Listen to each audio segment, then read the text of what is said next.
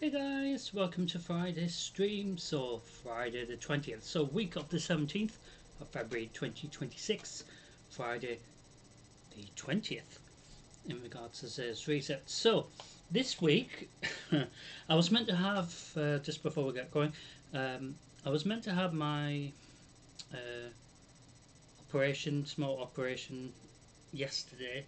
It was cancelled literally, within, you know, a very short period of time before the actual transport was on its way to pick me up to take me for it initially. So I haven't been able to have that done, but they have moved it to the 6th of March 2026. So that Friday, um, with it being obviously Zer's reset, usually on that Friday, will be either live on the Saturday, the day after, or a pre-record. So I haven't decided yet whether it's going to be pre-record. It might be pre-record, just out of you know context to getting home on that Saturday. I don't even know what time the operation will be, but obviously, rather than it being a Thursday, like today, yesterday was planned. Um, it is going to be Friday, the 6th of March 2026. So, as we get nearer to that, I will remind you about that week, that weekend, for example, because obviously that Saturday we probably will do Zer's Reset on the Saturday. Like I said, either live or a pre record. Um, the week after should be fine, back to normal as usual. So, ladies and gentlemen, welcome to Zer's Reset Live, Friday the 20th of February 2026. So, we're going to see what Zer has for us. I do hope everyone's well and had a decent week. The weather, in fairness, hasn't been too bad. The weather's been off and on, with it being cloudy but not cold, but the wind does actually make it feel worse than it is. So we're going to head straight to the tower and see what Zer has for us. So there's it.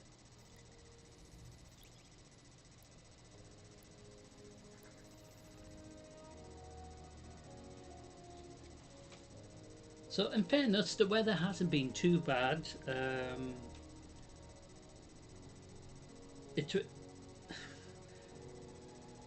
It was like 9 degrees, but spoilt by the wind. That's what spoils it. But I guess it could be worse weather for this time of year. You expect it to be worse for this time of year, but yeah. So during Zer's Reset Live, we will do some Crucible and Gambit, as well as a live Nightfall run. I don't know how we will do in that Nightfall or anything, but during the live stream, we'll always do a live Nightfall, as well as see how much bother I get myself into in regards to Crucible and Gambit. So you can see that as well. But first, we are going to see what Zer has for us for this reset week of the 20th of February 2026. So we've landed here at the annex, and we're going to go to that part of the tower where Zer is hanging out, basically. So like I said, ladies and gentlemen, I do hope everyone's well. I do hope everyone's had a decent week, and hopefully not as eventful as mine, but of course I was actually expecting to have my operation yesterday, and that's why obviously I wasn't actually thinking we will be live tonight. We could have been live on Saturday, but worst case scenario, of course. But of course my operation was cancelled, so obviously I'm able to do it live, which is what you're seeing. So there is right in front of us. These are from the Nine. So each week he has a bit of gear for each of the classes. two bits of gear usually. So it could be two chest armor, it could be a mixture of different kinds of exotic gear for that class. It is a rare thing that it could be something all the same, you know, it's a rare thing that that happens, but it has happened, and you know, you will keep an eye on that just to make sure it doesn't do that more often than it should. They probably have mentioned to them that it's strange that his reset is basically the same bit of gear for, you know, for all the classes. So kicking off the gear for this reset week, the hunters have chest armor. So for example, with my main class being a Titan, there is less options to show you guys in regards to customization. So once you pick a specific appearance, you then change the colour scheme to make it match as near as possible to what you're looking for. So just like all the other exotic gear, you have major mod slots as well as the minor. So the minor probably work alongside the major depending what you are heading into with your little team, or if you try and do something on your own, you know, a very hard version of the Nightfall, maybe Grandmaster, maybe a dungeon or raid. So you can choose whatever that suits, you know, to help your team, for example. So you can upgrade this to a level 5, and if you got duplicates of this, so this is the base level 300, the expansion basic level for this bit of gear. So usually a lot of players get duplicates of the same gear, and it is usually better power level, that is. So it could be like a 550, so that's at least 200 levels higher than the default. So it merges it together, keeping the, you know, the higher version, you know, stats, and using some glimmer, I believe, rather than other resources like it used to. Second bit of gear for the hunters is a helmet, and it looks rather funny. So exactly the same, you do have specific mod slots that might be beneficial for, you know, maybe heavy weaponry, secondary weaponry, as well as your primary weaponry as well. You could upgrade it to at least a level 5, and like I said, infuse it or merge it together if you have duplicate that's a higher version than this.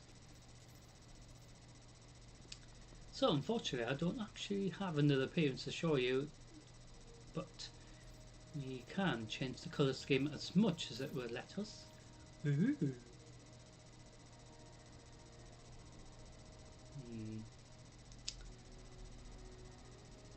So depending on what you're going in for in regards to the activity, you know, you might want to have specific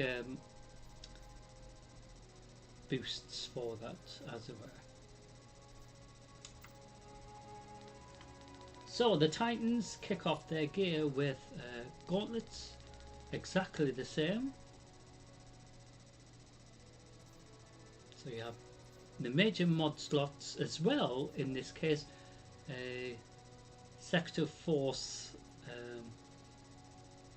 Iron Coat mod, which is interesting because I don't understand what this is. So you have the Sector of Insight as well as the Vigor and the Sector Force. It depends what you... So that does stunning for the champion.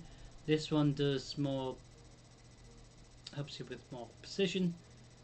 This one helps you get, I guess, orbs of power and stuff, you know, to help your allies as more. So, like I said, depending what you need it for, the major mod that you pick will probably work alongside this one, depending which one you're going for.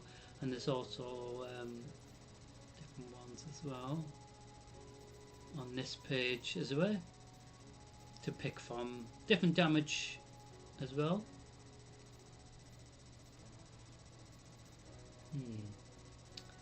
So upgrade it to at least a level 5 and infuse it if you have a one that's much higher level. So with my primary character being a Titan, we have various options to show you in regards to customization. So for example, we pick that one, and then we pick that color scheme. Ooh. Looks a bit better. But with having multiple options, probably you lot have more than this, but once you're happy with the appearance, you just change the color scheme to make it match, you know, the color scheme that you're going for, to share with your fire team, as well as sharing it with the world as well. So the second bit of gear for the Titans is helmet. Does look like a Cabal helmet, in fairness. So just like the other exotic gear, you do have these options for major mod slots as well as the minor, depending what you need it for. So maybe helping your heavy weapon regen, secondary weapon regen, like I said before, or the primary weapon, maybe ammo as well. And then the minor one, you can have maybe something to help with your melee, maybe regen for your grenade, and also got different options in regards to damage that you're going to try to deal or try to absorb. If you have armor that does a lot of absorbing the damage, preventing massive attacks from barrier champions, for example. So you have tons of choice, really. So in this case, we pick this helmet. Ooh. And then we pick cat. So sort of looks alright, you know what I mean? Just to show you guys. So exactly the same, adding different mod slots, major ones alongside the minor will help whatever situation you're going in with your little team or individual you know, content as well. Upgraded to at least level 5, as well as infuse it if you have a version of this much higher than this. It is interesting. So just mentioned about specific traits, in this case the stasis. So potentially these could be more related to stasis rather than anything else. So your heavy weapon gear that you have equipped in your inventory, or even the you know, special ammo, or even your primary, could initially be related to stasis, just to help with this. So on to the final class, the Warlocks. So the Warlocks have helmet just exactly like the Titans. Same principle. So depending if you're going stasis, for example, so this will help whatever stasis gear layout you have, as well as your armor gear in preparation to help with specific traits as well that you need to help your team complete the dungeon or raid, for example. So you can upgrade this to level 5 and infuse it if you have duplicate of it. So we do have a couple appearances to show you guys. So you do have this one, and then you can pick a colour scheme to make it match as near as possible. So like I said, with the minor mod slots alongside the minor, the major ones alongside the minor help each other, you know, whatever situation you need it with your team, as it were, for that activity. And it does mention a bit about what this bit of exotic gear is useful for. So each bit of gear, doesn't matter if it's helmet, chest armor, gauntlets, you know, anything exotic, it will have specific traits, and then you can just work around it, I guess, to help with your gear layout, but also to help your teammates as well. I think it's all more to help your teammates as well, if you're basically like a tank. So final bit of gear for the Warlocks this week is gauntlets. So exactly the same as the other gauntlets. So the major mods, depending what type of damage you are spec'd for, as well as if you need to apologise if you're hearing strange noises outside. So the major mod slots alongside the minor help each other, but also your teammates, like I said. So depending if you need armor charge, more related to armor protection here potentially. So even your melee helps regen your shield, so that could be very beneficial during a very difficult nightfall, a raid, to something very, very difficult. But like I said, it depends what damage layout you're going as. So if some of you are arc and some of you are solar, maybe you could possibly be strand or stasis, or at least one of you's got a mixture of a couple of them, maybe. I'm not sure if it matters if it's certain ones together or has to be specific ones together. Do you know what I mean? I think it's all the fun part of testing it out and see which ones work best. So upgraded it to a maximum of level 5, as well as infusing and merging it together if you have duplicates of this bit of gear. So in regards to the vault, I have a couple of appearances. So we do have this one, and this one. So we just pick this one for the example. So like I said, it does allow you to sort of change its colour scheme as much as will let you. There is still this little bit of blue thing, so potentially you might want to pick a colour that sort of hides it, you know, maybe like that, sort of. So there's tons of options really. So each week with Zer's reset, we have to spend at least 47 strange coins to get the Favour of the 9 buff every week. So regardless which way you spend your 47 strange coins every week, you can buy some rare banners in this week's options. Some glimmer, obviously I don't need to buy any more glimmer. I can do. You can buy some more other resources like enhancement cores and enhancement prism. Usually there's other things like enhancement, you know, ciphers as well, other things like that. But you can buy individual strange gift from there as well, costing you 1 strange coin per one. So you can buy 47 of these if you want. And then there's the other option to buy stuff from the other menu, as it were.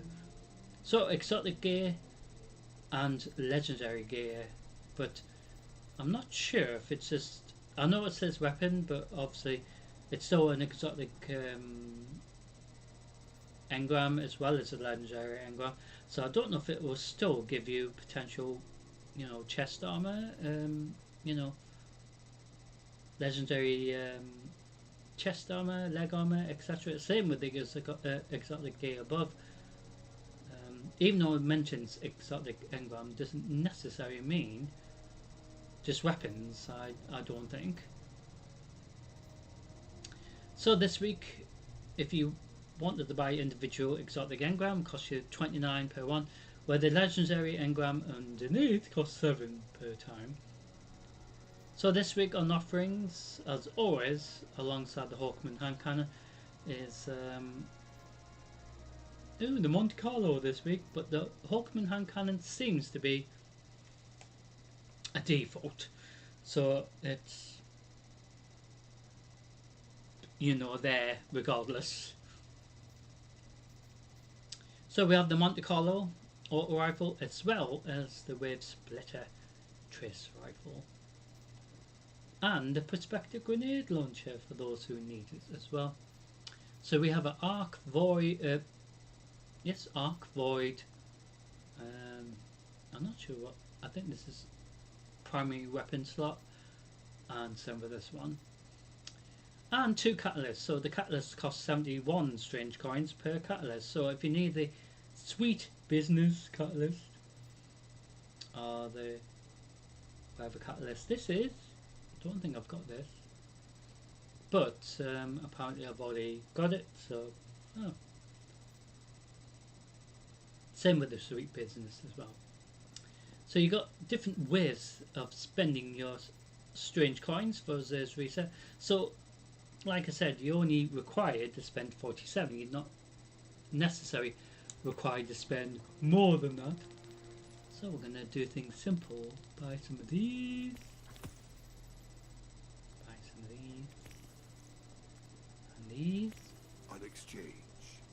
So we spent 20. So we spent 34 out of 47 required, which is interesting. So we're going to go into this menu and see if we can buy an engram. It was never mine. So we bought 2.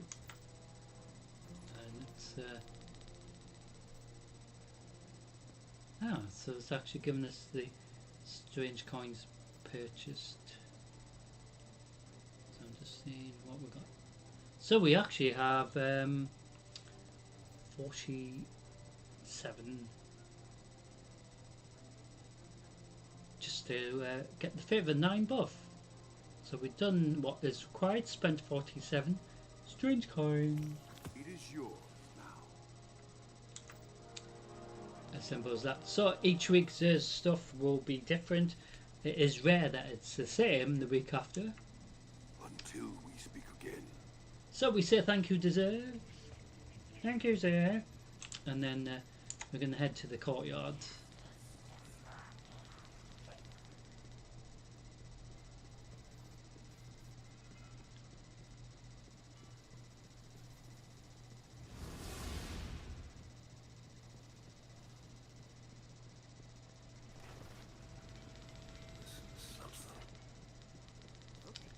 So we've said thank you, Dessert. So we're going to just sort out the gear that we got given, because it might have been sent to the postmaster here. Yeah, but we don't need any of it, so we're going to get rid of it.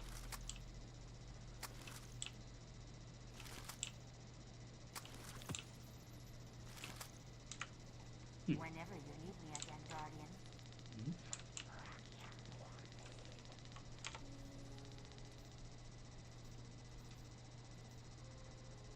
She said she wanted to express herself, so I gave her a thumbs up.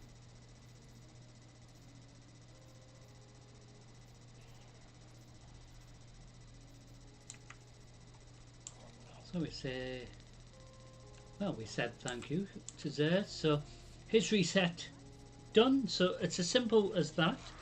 And what we're going to do now, ladies and gentlemen, is go into the next part of the live stream. So we're going to head into Crucible and Gambit. So we're going to see what's available. So there is the normal control this week, as well as the competitive showdown, I guess, and also the normal showdown as well. So you've got 2 different versions. So we're going to go into control.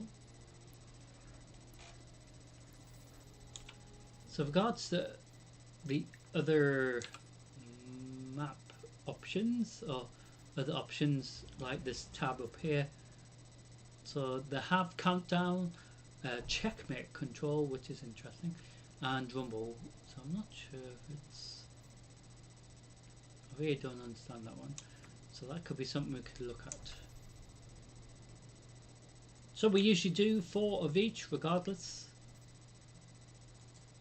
So the Eververse store, like I said, resets. But the year of the Firehorse, of course. So everyone says, so we'll have a look at that a bit later.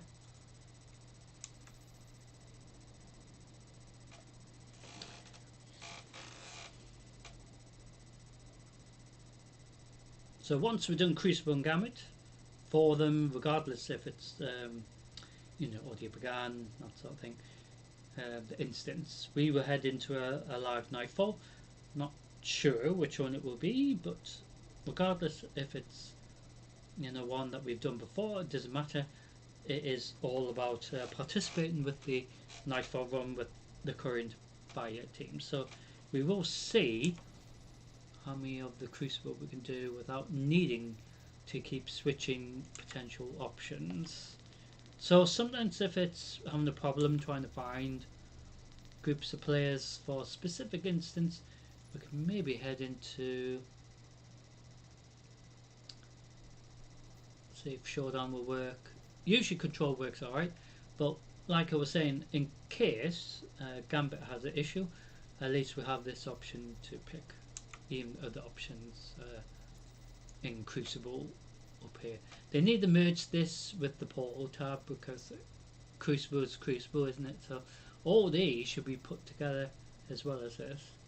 So makes it more simplified that way, isn't it?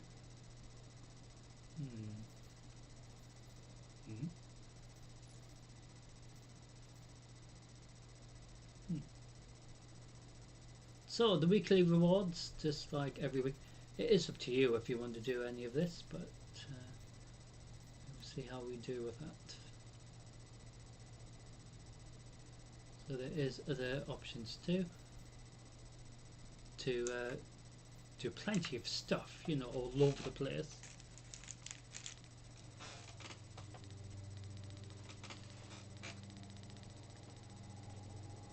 So what's going to happen in this one?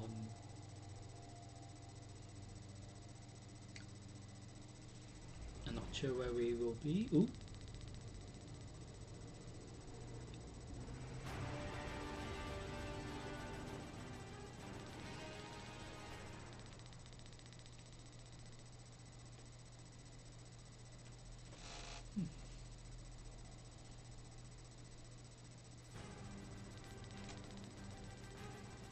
Control. So control. So I've kept my subclasses solar. Take those zones and hold them to your last breath.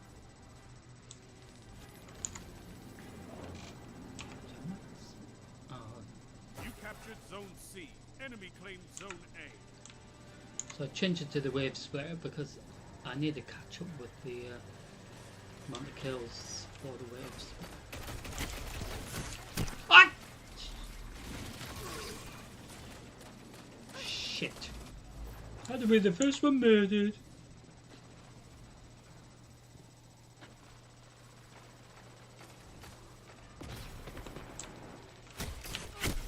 Hmm?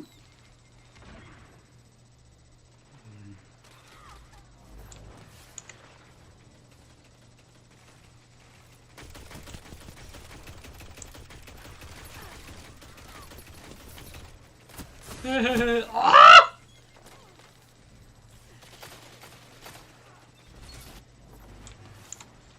Somebody get rid of that pest, please. Zone B captured. You have advantage. Bloody happened like that, didn't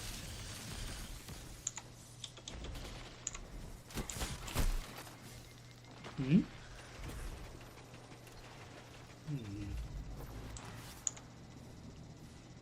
So control is a mixture of PvP / PvE because we have to, of course, capture the zones to help us get points as a team, but as you can see, most of the time players are just more interested in killing each other, which is fair enough. So the score could be very, very low, but competitive in regards to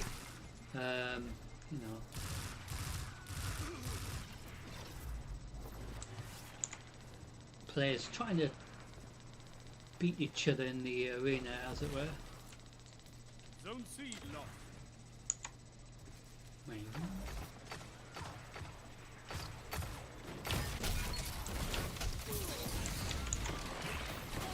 Ah!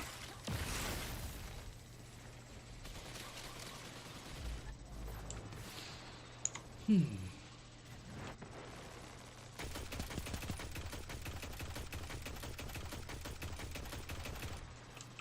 You captured Zone A. Zone advantage is yours.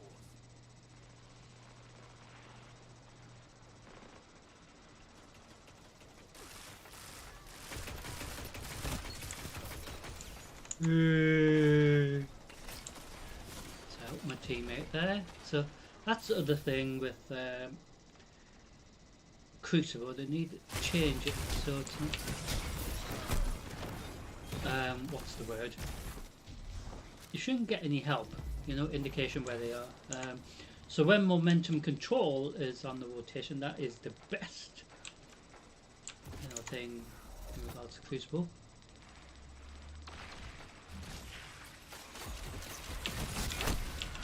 Ah! Ooh!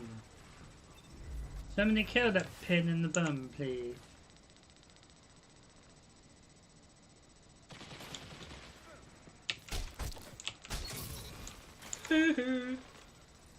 Seems you went flying. Zone B lost.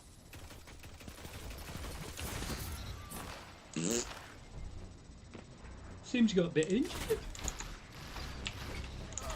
Ah! Fuck.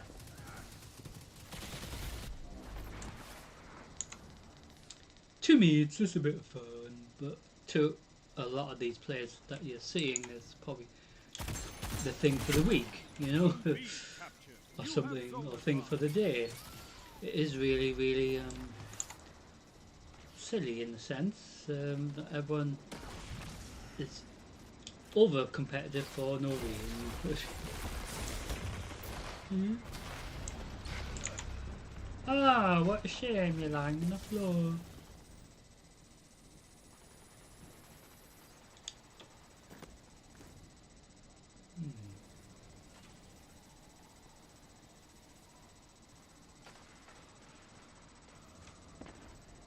Zone B lost. It's funny how I'm the only one here, You captured zone but it C. just shows that the You team have is advantage. concentrating trying to kill each other rather than anything. 5 minutes left. Keep it up. See what I mean? So they're going to recapture that zone, but hopefully my teammates have decided to go after that zone that they're trying to Zone C lost. capture.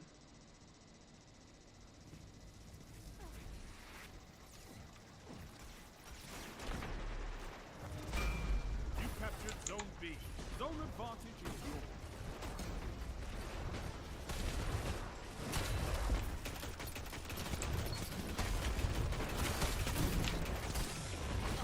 Ah! Fuck! Zone B lost.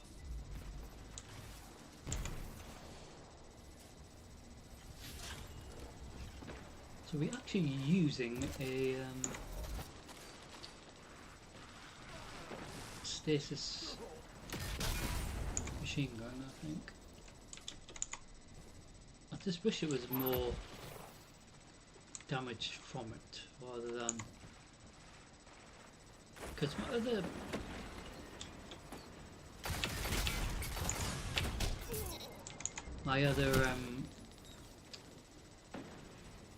stasis one that does more damage, I think.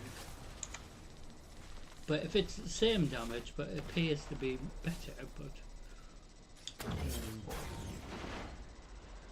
hmm? I'm sorry, did somebody do something?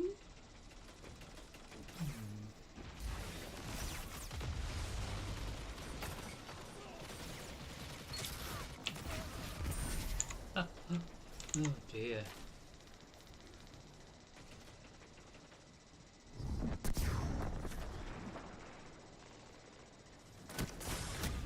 Fuck! 3 minutes left. So to me, it doesn't matter if we win or lose. It is just a bit of fun. Zone A lost. It's a power play. Get those zones back. Zone C captured. Eee! Serves you right, you pain in the bum.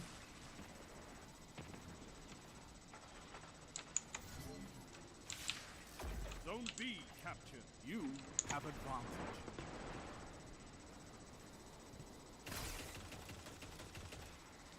Hmm?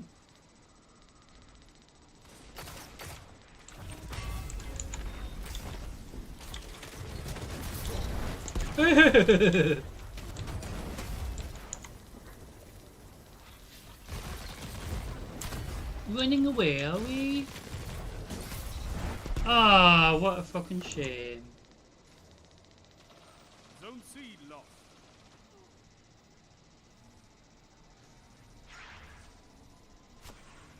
You captured Zone A. You have advantage.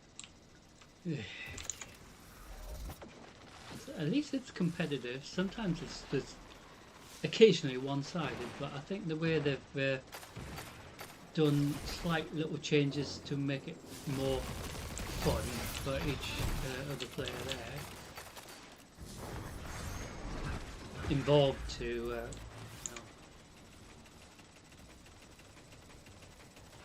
new settings and involved in updated.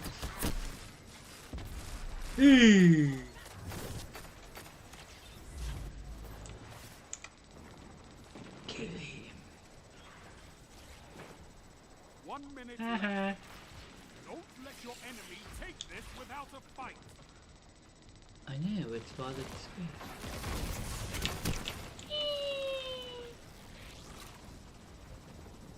Zone B lost. discreet. You have to capture the zone.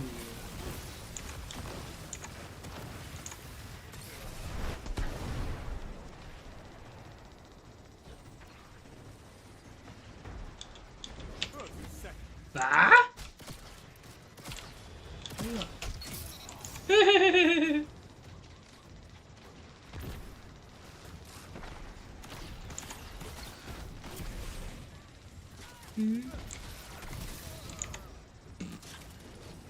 Come on.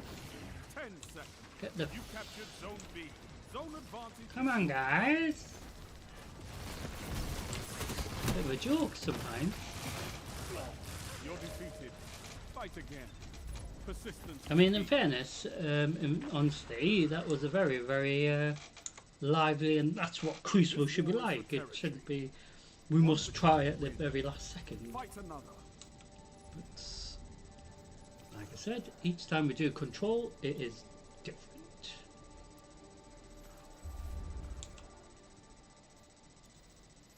So the main season, since it headed from the end of 2025 into the new year of 2026, the main season of Lawless has been active for quite some time, and there is still 10 days left at least of that current main season. So if you've still got plenty to do for that season, you have 10 days to try to get all done if you bothered, to be honest.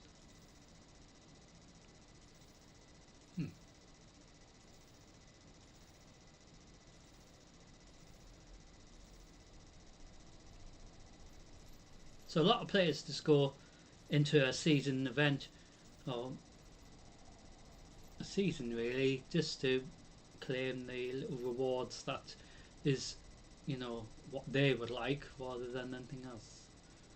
So I'm trying to work out why we can't pick up. Right.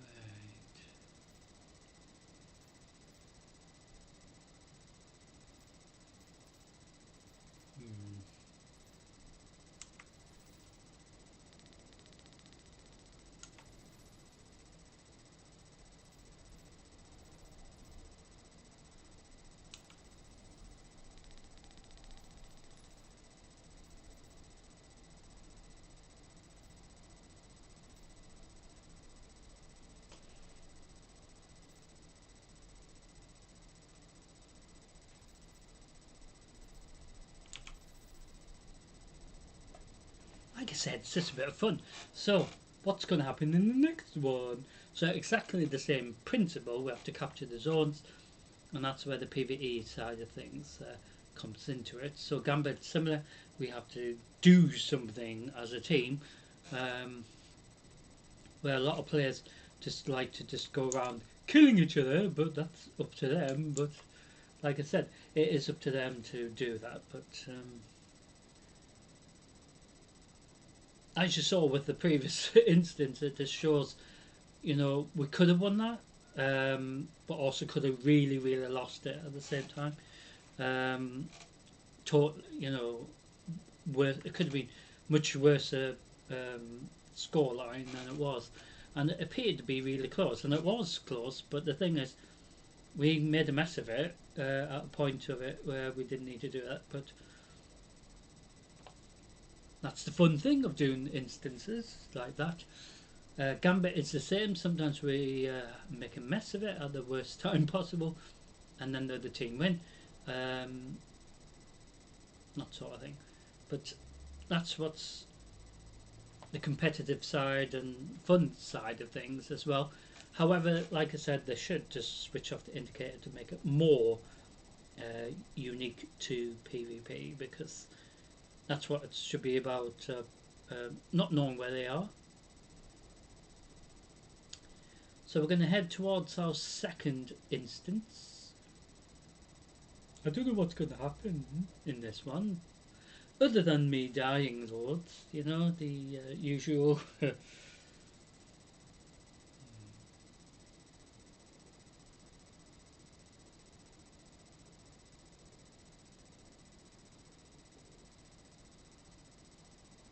So, like I said, in regards to yesterday, obviously I was meant to have my operation yesterday, so I would have been absent anyway on Thursday anyway to do a stream, and then home today, you know, recovering. But obviously that's been scrapped because they ran really, really close to when the like I was saying, to when the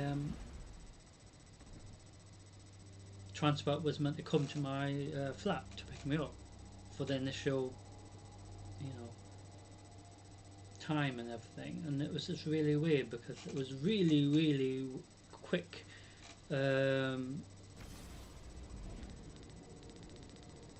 Getting through to them to ask, do I need to ring this, and but why couldn't they tell me sooner? Do you know what I mean? Because it could have been worse. I could have been at the hospital and then told, oh yeah, it's cancelled, and then they would have had to take me home. Control. Bit annoying, you know what I mean? So the 6th of March, that Friday, with it being the Zers reset day as well, potentially I will do that week as a pre-record or live stream on the Saturday of that week rather than the Friday as usual, just because the date changed for my operation. So obviously it was meant to be today, yesterday, but Enemy claimed zone A. You captured obviously zone C. changed to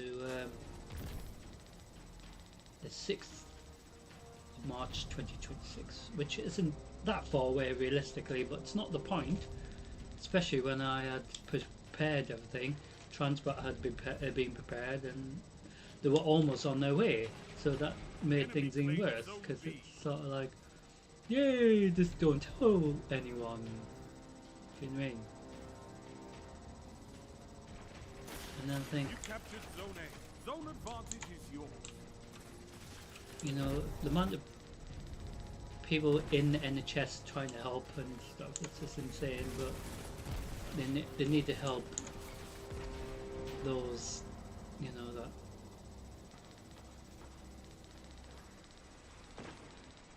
struggling, you know, the departments especially. But so the reason why it was cancelled, because I was told this, is the fact that there is a illness going around. You captured zone B. Power play. Keep the pressure on. So Zone A lost. the department that I was going to go in for my Zone B lost. stay, as it were, overnight stay, because obviously I'm not going to stay, you know, long, just overnight stay. But obviously that department had ill members of staff, so obviously it makes sense that sadly they had to postpone it. But it was just annoying that they didn't tell me to almost at the worst time possible. Zone B lost. Ah!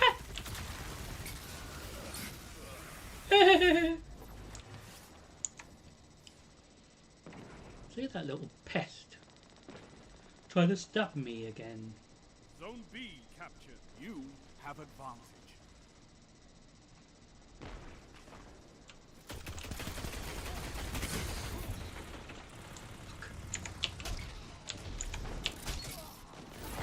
What?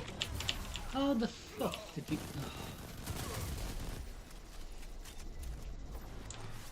That didn't make any sense. He disappeared and then I was like, how is he not dead?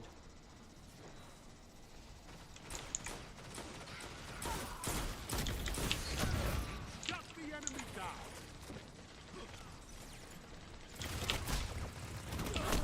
Woo! Little shit. Zone Oh, you're C doing a little dance, huh? enemy has your zone. You're doing a fucking dance on your dead body in a minute.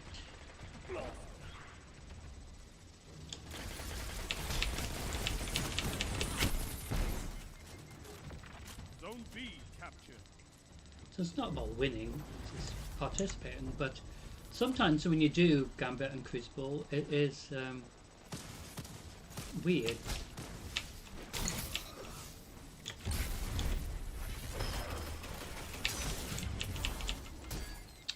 Eh? Stinky got me again. I'm gonna get you back, you Zone C captured. Zone advantage is yours. Lord of the Stink. So for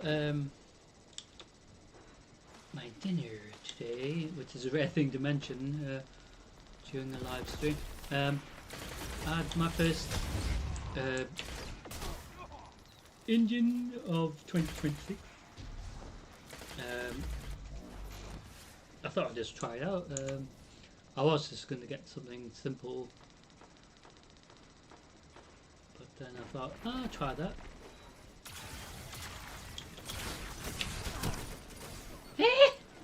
How is he not? That doesn't make any sense. I'm hoping to get my super and then burn his face, because he deserves beaten up for that. You captured Zone B. Zone Yay. advantage is yours.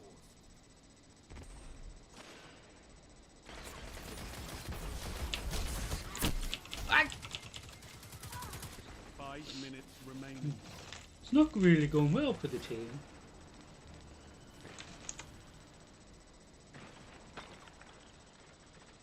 But like I said, it's just a bit of fun. It's the participating that's more important, I think. Double down. Hmm?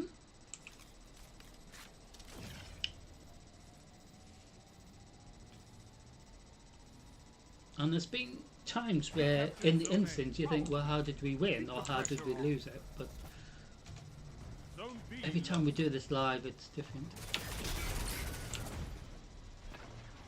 Huh?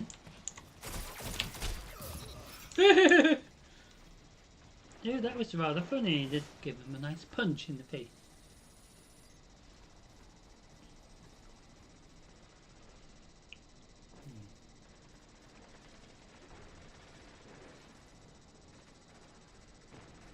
So this is where we'll find out if the team are actually going to be bothered to capture the zones to help us win. Because if they don't, it's pointless in thinking that we have a chance. You know what I mean?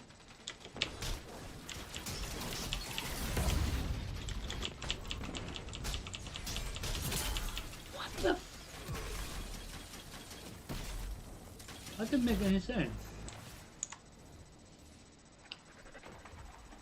Zone B lost. It was like immune, as it were. It's suspicious.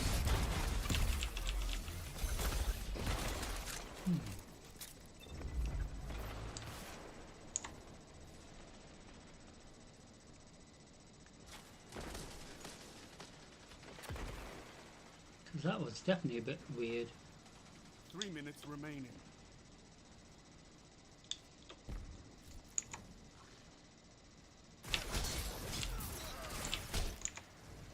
C lost. Power play. Enemy has your zone. You captured zone B.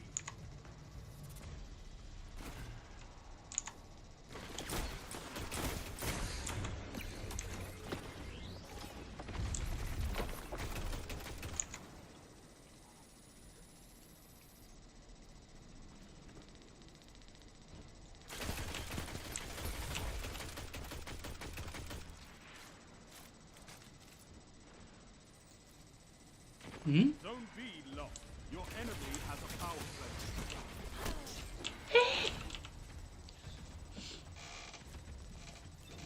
Bullshit, that wasn't it? Zone C captured.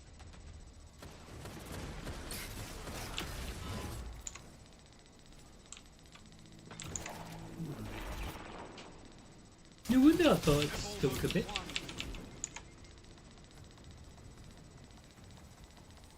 I was like, yeah, it stinks a bit of shit.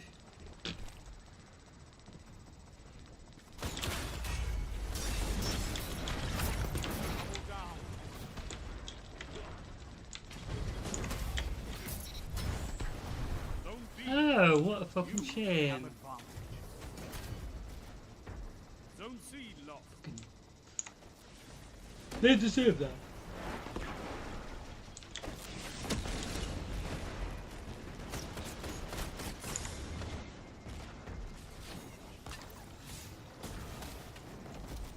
You captured Zone A. Zone advantage is yours. I envy your strength, Titan. 1 minute left. Haha. Zone B lost. I think I'm like voted the You have zone probably advantage. voted the worst player in the world.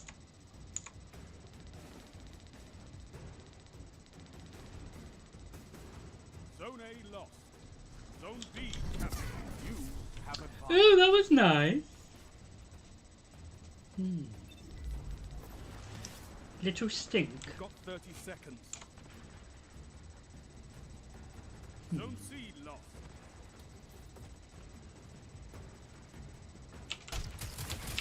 Zone B lost. Power play. Enemy has your zone. Your enemy has defeated you. Ooh. So it doesn't matter. No, Bit of not fun. this time. Controlling those zones So we didn't is win. the only path to victory. So we can see what happens in control number 3. If we do another chance for another control. So sometimes it doesn't find another game or match or instance, so we can do other things. It's a shame we can't, queue for multiple things at once. We should be able to do that. This is where they need to do changes for that. So in World of Warcraft we can queue for raid, the raid and dungeon.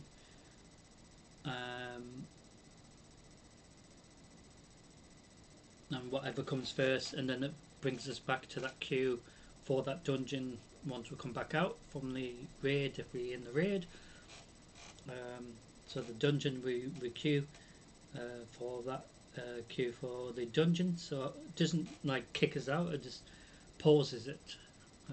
So I need to do that for this.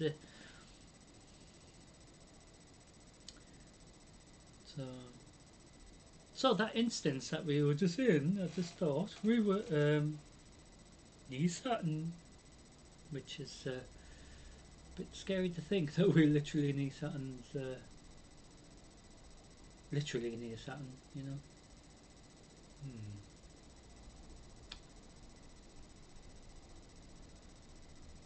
So I think we've got some stuff, but we don't need it.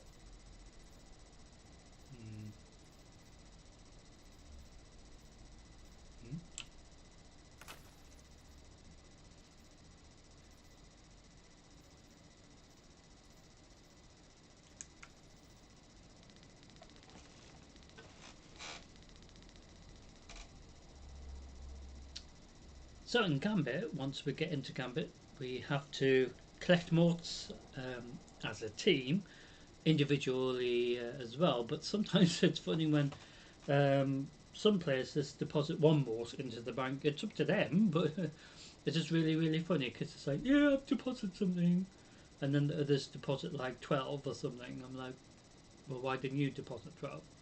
But so it's basically first who gets 100 banked into the bank and on their side of the instance spawns the primeval, and then eventually it's the first one to kill the primeval on their side of the instances. But then it allows the other team to invade our side, and we can try to stop them. And during trying to get the 100 motes as well, we can occasionally invade ourselves to their side of the instance as well, which is really fun. Excuse me. Just burping here. That's the thing with pop, and it's fizzy and gassy, and then it makes you go bleep.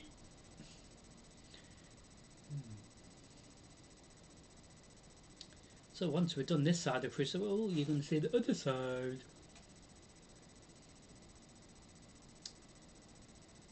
And then after that, we will do a live Nightfall run. So simple as that for Friday stream. So after tonight, the next live stream will be literally tomorrow night. And more about that as we get nearer to the end of the stream. But I will mention it now anyway. But tomorrow night, so we have started the storyline in regards to the new Paladin for Diablo 4. So we have started Act 1 on both Sunstriders. So the Purple Armoured Paladin Sunstrider, which is for the live streaming version of the storyline, and the Red Paladin, the Red Armoured Paladin Sunstrider, as a for backup in case the live stream version hasn't recorded it properly, which has happened during the first part of the Purple Paladin's actual live streaming. It didn't record all of it properly. However, the pre-record of the the Red Paladin after that, which did exactly everything what we did, recorded it alright. So that's why I do two versions of it. So at least you get to see the storyline as it develops. So on Saturday we will continue Act 2. So we have got to Act 2, and I have edited and uploaded the parts so you can follow it as well. Enemy claimed Zone B. For both of the Paladins up to date. So on Saturday, tomorrow night, we will continue Diablo 4 the Vessel of Hatred and see. I was getting attacked by a little shit while trying to talk.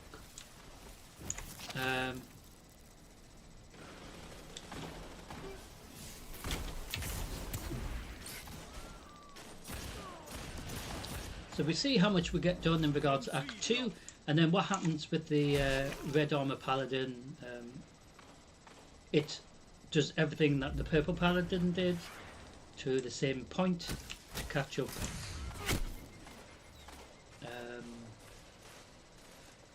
And that's how it works. So the Purple Paladin, the live streaming version of the Sunstrider, the Purple Armor, which is really cool, that you will see tomorrow night again. So we see how far we can get in Act 2, because it does take a while even doing a little bit, never mind a huge amount of this storyline, because as we head towards different parts of the map we have to kill little shits on the way, as it were, and we could be drawn into exploring different little places. Zone A lost. like little oh, evil basements, that sort of thing, full of little pets. Oh look, it's that little shit again. How dare you?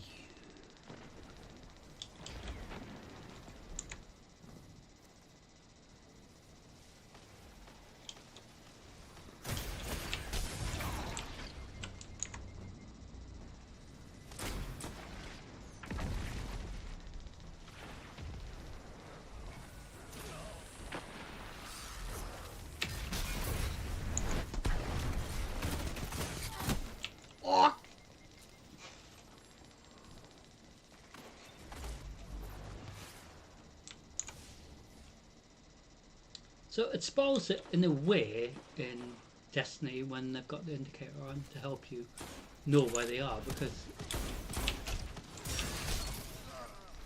he bloody stabbed me. Well, I'm gonna go and oh, I haven't got my sword equipped, but seems he wants to do some stabbing. Guys, oh, well, actually, one of our teammates is not even there, so he's just standing there.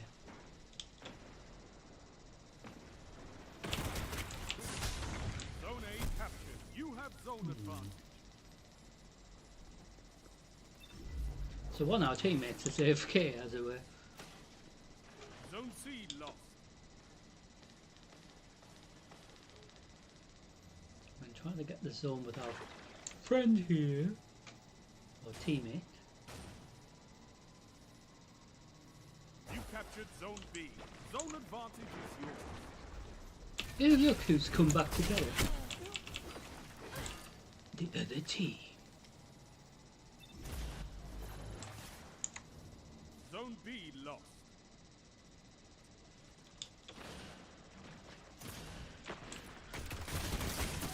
Ah, shit!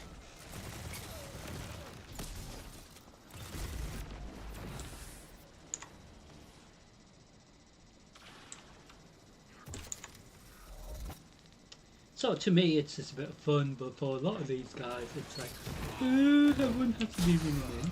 Oh, sorry, did a punch in the face for being a little shit. Zone C captured. You Because he have was zone being a advantage. little shit, wasn't he? Because he fucking killed me.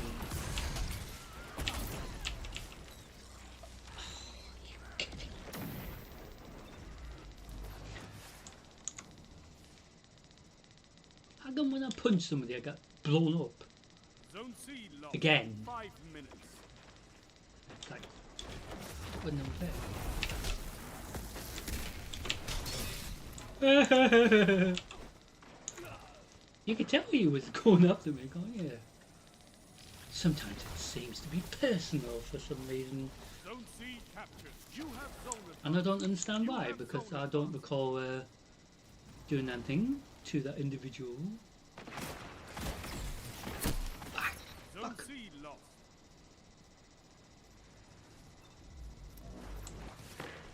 You know what I mean? It's like, I don't recall like doing something bad to him early in the week.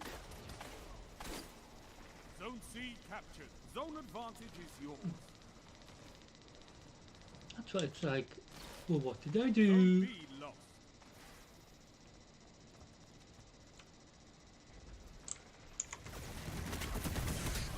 Ah, fuck.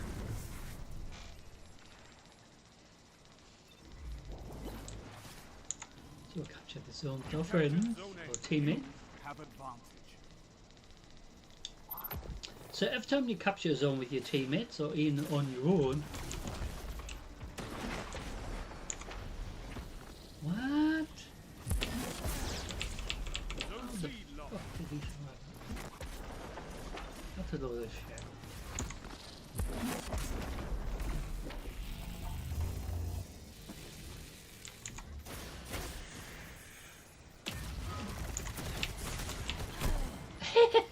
He was dead, so I don't understand how he didn't die, you know what I mean?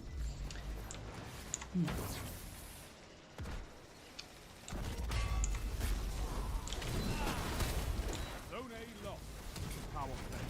Get those zones back. The enemy is pushing for victory. Punish them for 3 minutes. Ah, did I burn your fucking face? Double down. Zone C captured. Bye. So that was rather fiery, wasn't it?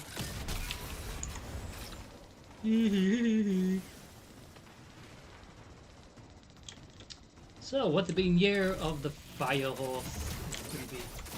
Oh, I've run out of fucking ammo at the worst time. So, fire horse is really cool. So there is something in the Eververse store to mark that celebration. It's really cool.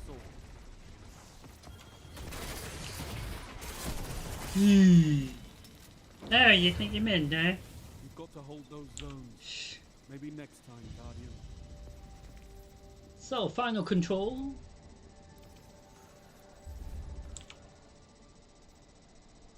Then we go into Gambit.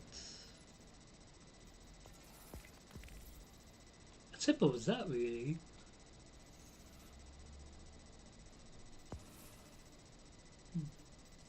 So the little mini-season rewards, weekly rewards help you get additional bright dust and other resources, especially the chronolog, which is the currency that they brought in from Final Shape. I guess from Beyond Light, I guess they were talking about it and they introduced it during the Witch Queen a bit as a little test, and it went really well.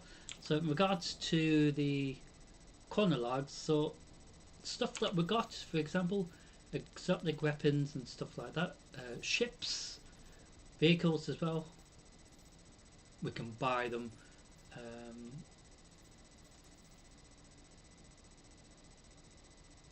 Exchanging with the chronolog currency. So this is what is available for the current season. We do have the racehorse that we can maybe get, but it isn't on the rotation, but it probably will be eventually for Bright Dust, which is good. Season prior to the ending of 2025, there is still tons of ships that I still haven't got yet. So as you can see, there's absolutely shitload of ships, as it were, as I call it. Rather interesting.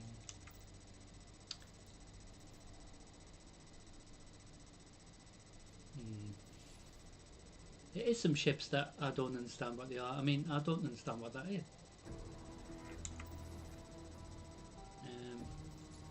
This one just looks like some, I don't know, something from Transformers, I guess.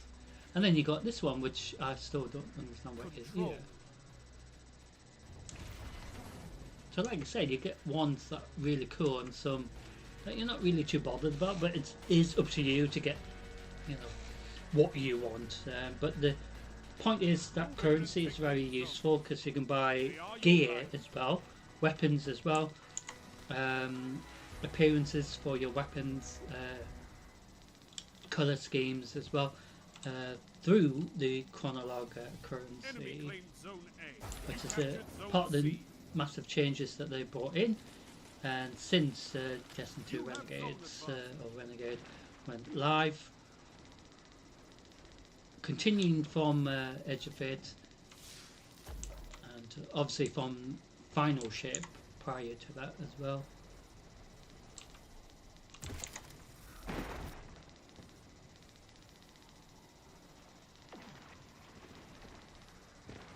Zone A captured. That's a power play. You took them, now hold them. Ooh, we have a power play. I think what they should do also, just to make it more fairer, is the instance not to have too long, you know, maybe 5 minutes for this version and then 10 minutes for the other one, you know, for, you know, where the indicators off, because then it's more competitive. or maybe it's the same time, but they don't need a massive amount of time for Crucible, I don't think.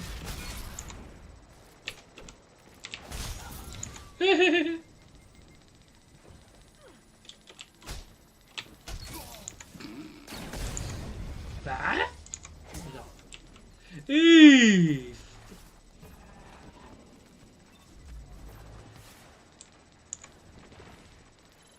Fucking disgrace that, wouldn't it?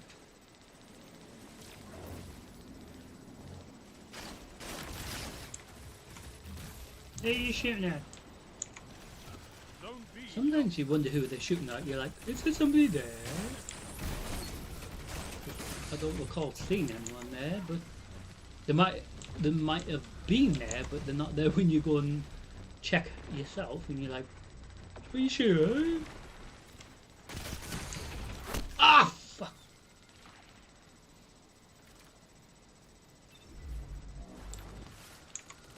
Ooh, that pain in the butt.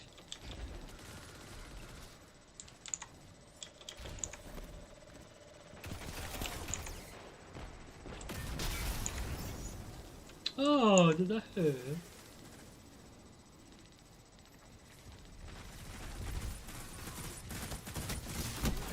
Ah! Zone B captured. You have advanced.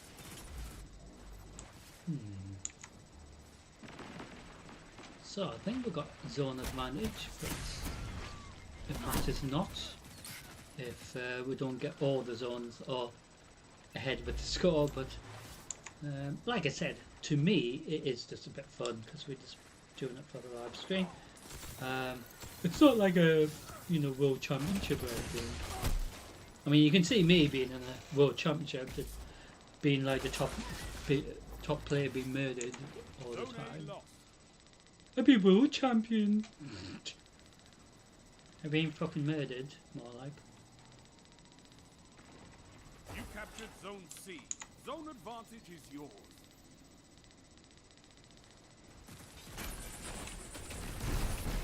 I'm trying to recall if we won the one today. It doesn't matter if we don't win.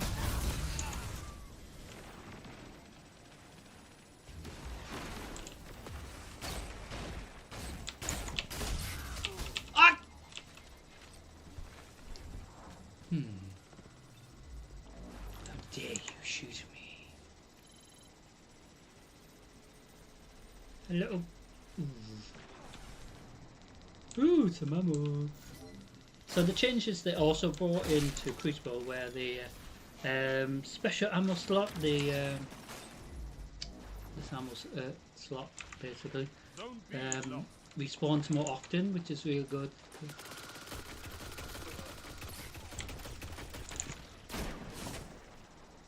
Where's he at?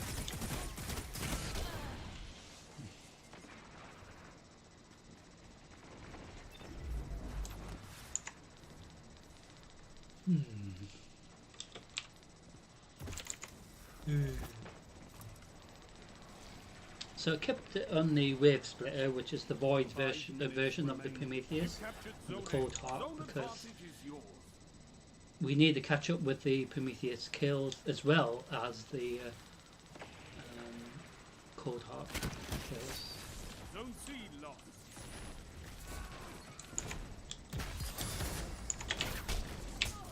Ah! I was trying to surprise him.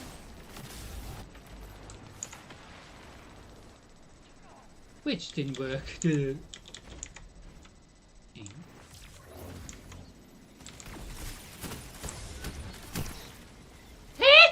Zone A lost. How did he Power kill? play. Enemy has your zone. Oh, of course they got a power play. Zone B captured.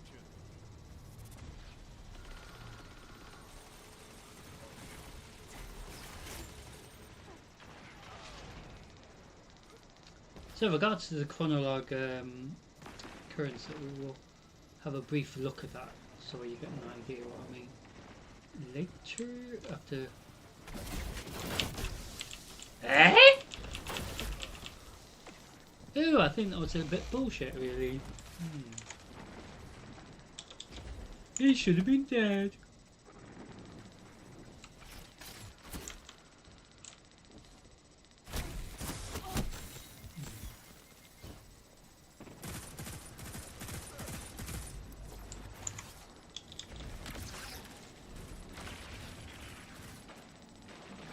was a bit weird.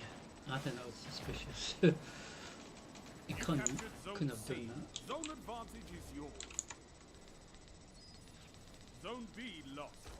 So they do have anti-cheat built in, but every time we go live for this, it's questionable quite a lot of the time. The other players' opponents' behaviour, because it is sometimes very likely they are cheating for no reason, even though there's anti-cheat built in.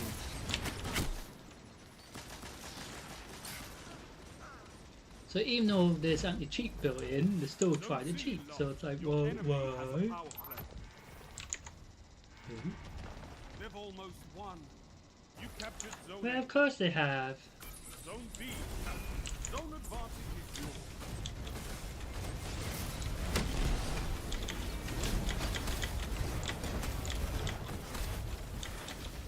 Where the fuck?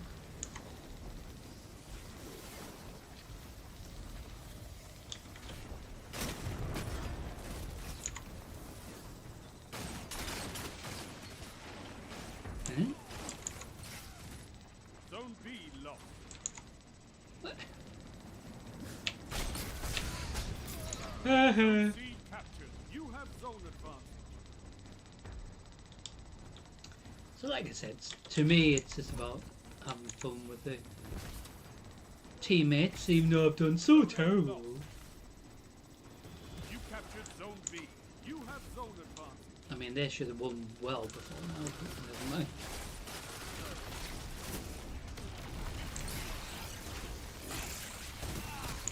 Ah!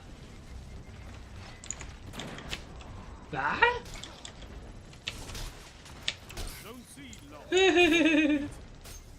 Ooh, you little shit. So we didn't win, but that doesn't matter. No, not this time. Controlling those zones is the only path to victory. So we're going to go into the next part of Crucible. So we're going to go into this. Come out of that. Click on Gambit. And see what happens now. So we're going to go into Gambit. Mixture of PvP / PvE. Like I was saying just before. So just like the previous week of Zer's Reset Live and ones before that will be re-uploaded if you've missed the live stream, and also individual parts. I'm still trying to edit. It takes ages to edit.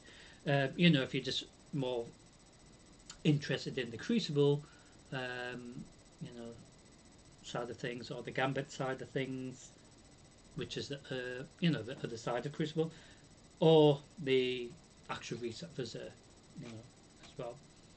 Or if you're just really interested in the Nightfall run only, you know, it is up to you which bit you're more interested in. It will also be re-uploaded the entire stream as well, so you can watch it again. So we're going to head into Gambit. I don't know who we're going to face for the first instance, but it should be rather lively, shouldn't it? So Gambit is a mixture of PvP / PvE, where the other side of Crucible, it's more about most of it is PvP related, but obviously Control is PvE orientated as well. Capturing the zones, not capturing the zones, as you saw as well.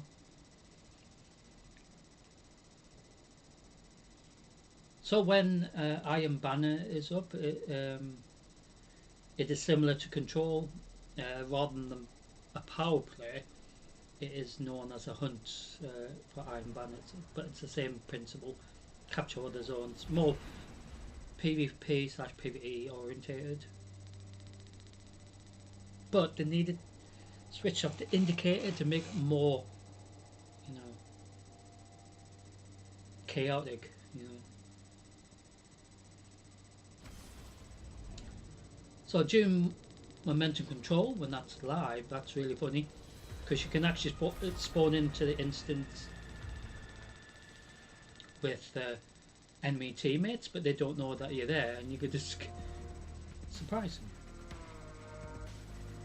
that's what it should be like for the entire thing, but never mind. So the drifters can tell us who we're going to be facing. All right. Let's see what we've got. Hi, bring a sword. Oh, great. You see one. So we hive are dealing with the soldier, hive 100 to kick more off. are waiting for you that you don't see yet.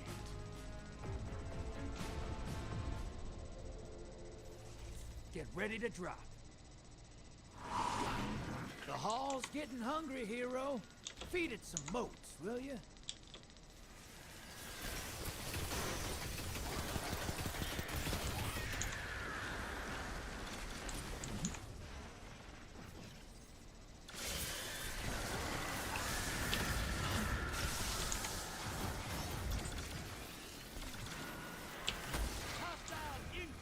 Oh, it's like my neighbour running around. Something.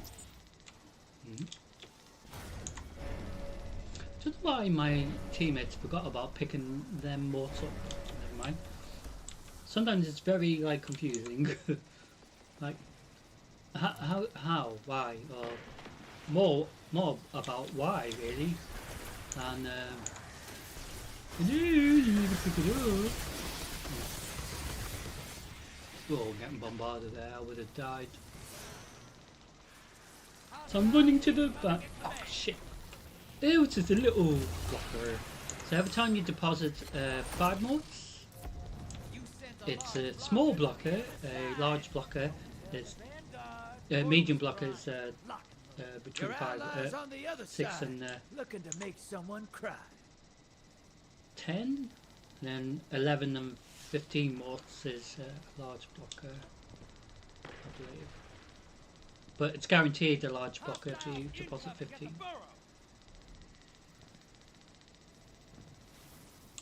Your allies down, but they secured 2 kills. Decent work. Yeah, did they? Well done.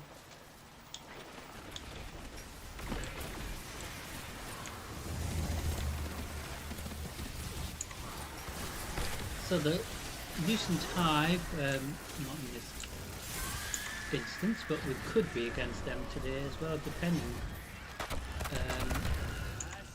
if it's on the rotation. We just don't know, because every time we do Gambit, the Drifter will tell us exactly who we face, and it doesn't matter how much we try to get out of it, really. Yeah, got max modes again. So I'm going to deposit them. Oh, you dropped a large blocker on the enemy. That'll take them a while to shoot. Hostiles incoming at the burrow. You're close.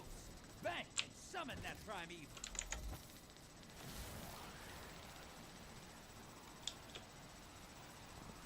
So the catch-up mechanics that are introduced for Gambit is really good, because even though we've got our primeval up in this instance, they do allow the team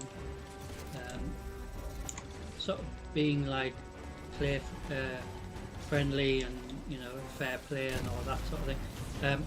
Introduce mechanics to help them at least get an attempt, you know, if they can, because sometimes it can be over well before that by now. But the catch-up mechanics, but also the other thing is, with the primeval, we can't do any damage to the primeval unless the envoys are down. So the envoys could be still up for like at least 6 minutes or something,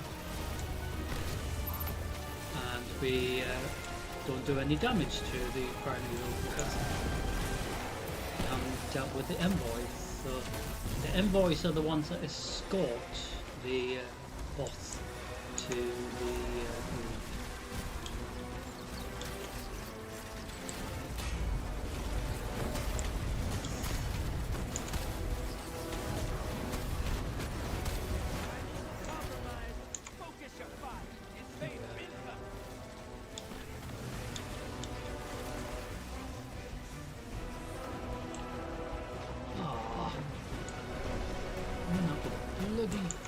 super NG before I can find a little pest.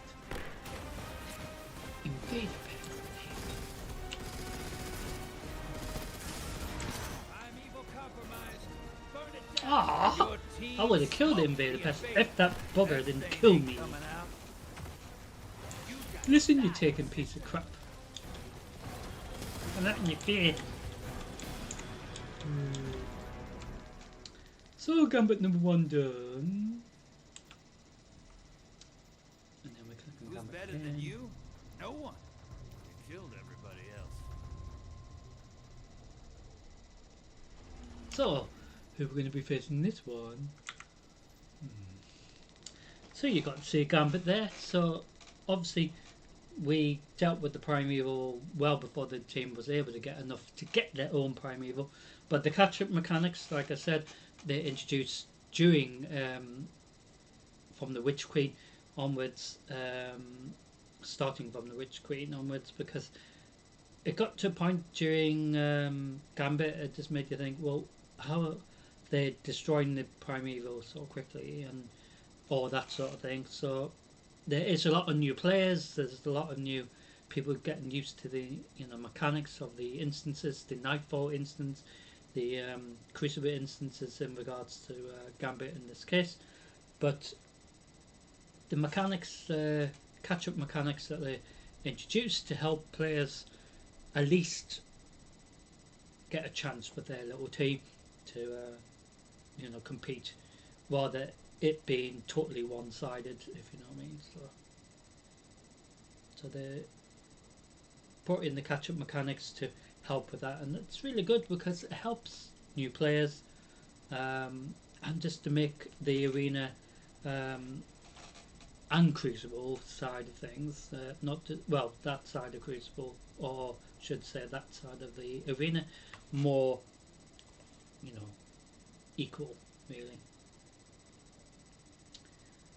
So we are queued for Gambit number 2. I don't know who we're going to be facing. It could be the Hive again. It depends what the Drifter says.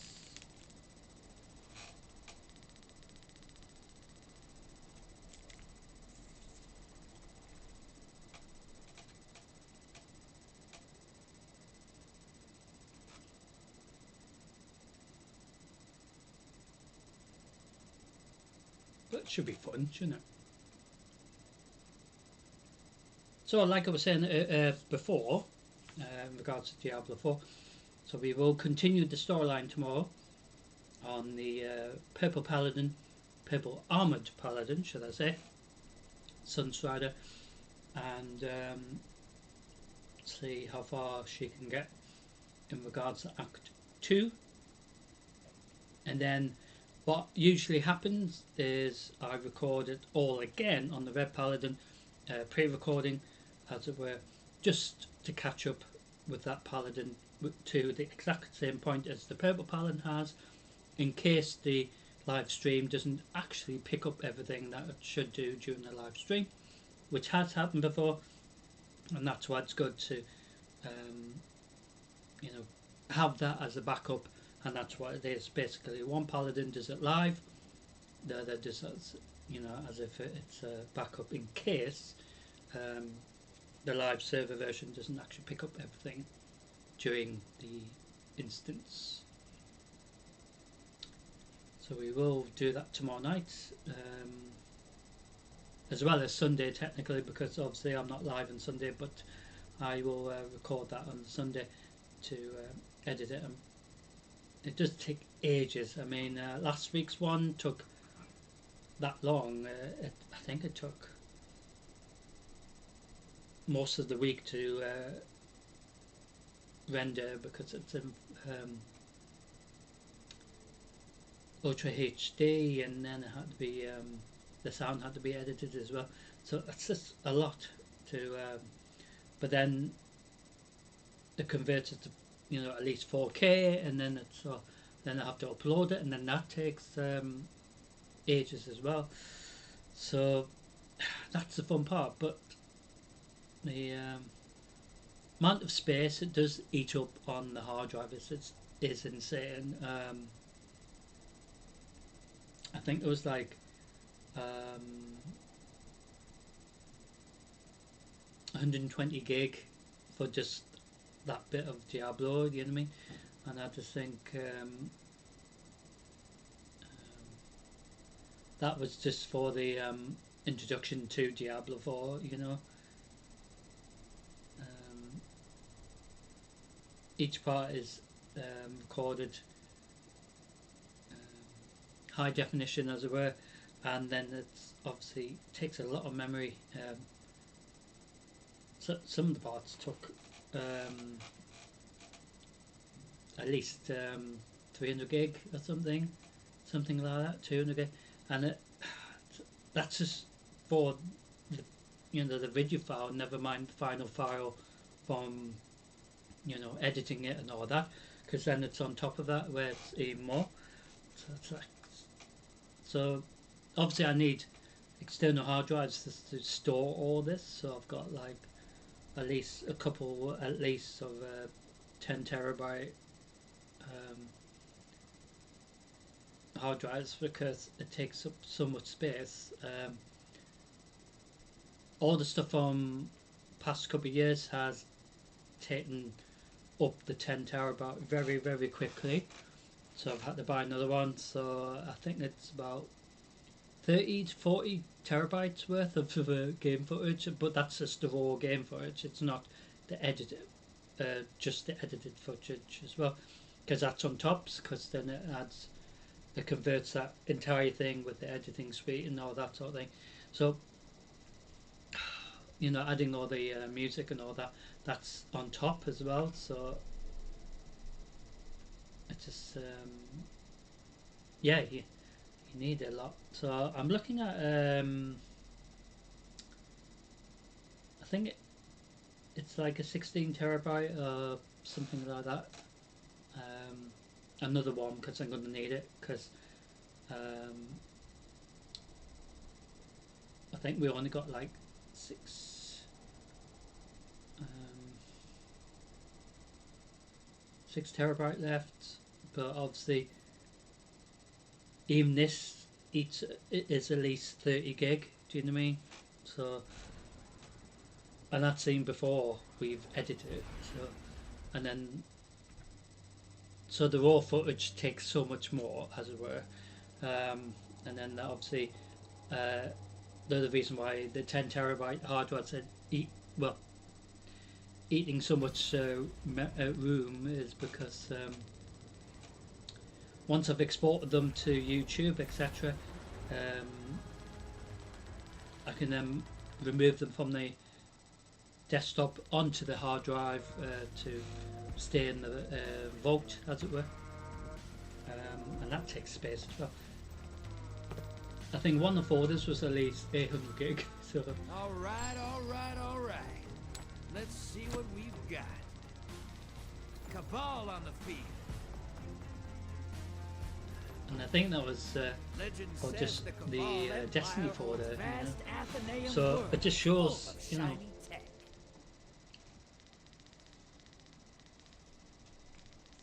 All right, hold on to something. The hall's getting hungry, hero. Feed it some motes, will you?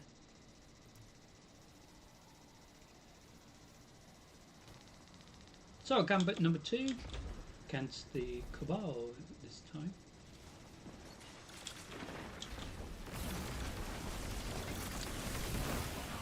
Yeah, but they're from the Red Legions.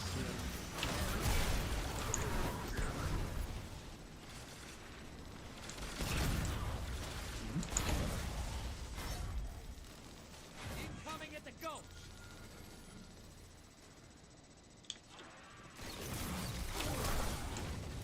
Hmm?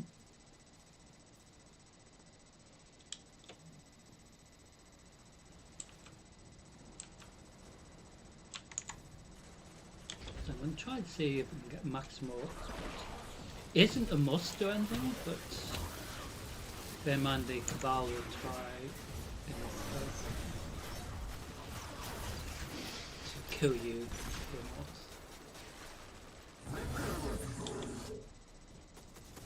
Oh, look at taking text. Hostile incoming at the depot.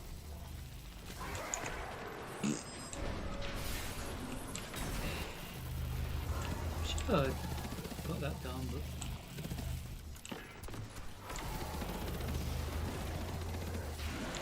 haha. Yeah. Oh, you dropped a large blocker on the enemy. That'll take them a while to chew. Well, not if they're all at the bank, because obviously the blocker that we send to their side, obviously they can send one to our side. Hostiles incoming in the camp. Allies headed to the other side. And this is where the fun thing is, because this is where the PvP side of things comes into it, with us invading, or my teammates invading. Watch your back. So we have an invader pest to have to watch out for. Hey! Little... So I lost 5 more. So dead upsetting. Your allies back from invasion. Not a scratch on.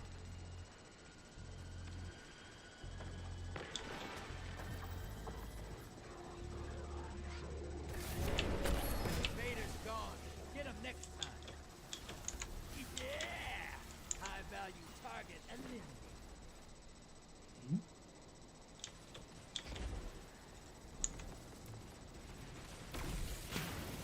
Hostile incoming at the depot.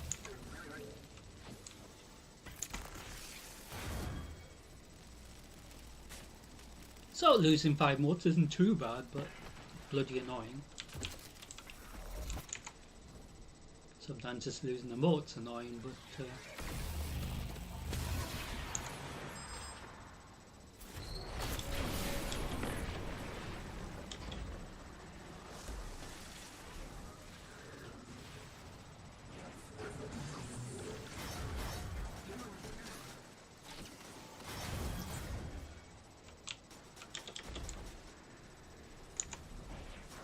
Opposing team's got a prime ether.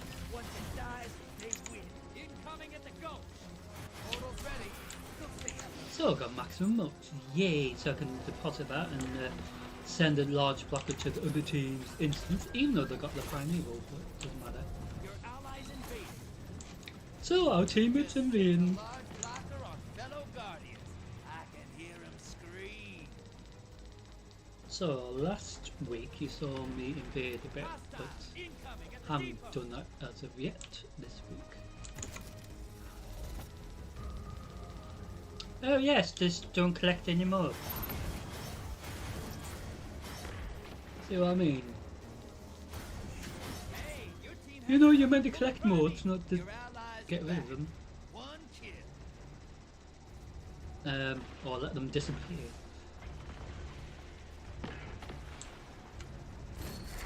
It's not over. Kill that primeval. So we have our primeval. So you saw a bit of the catch-up mechanics, so it did allow Your us to allies invade. at least have a try to get our An primeval. invader crossed over. So we have an invader, so we're going to go and try to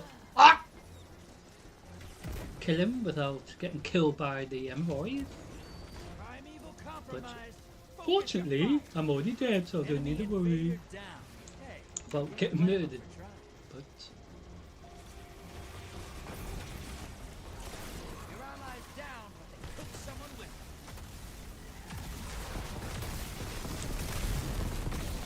so you get to do amount of damage to the primeval. I think it's like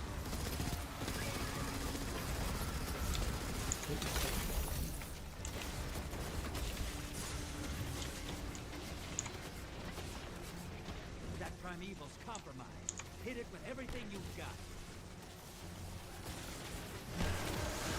Your allies invade. They Invader on invade the it. field. Careful, you're in the lead. where he is. Oh shit!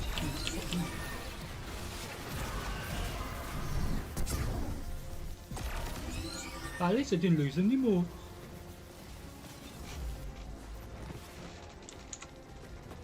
Opposing team's about to win.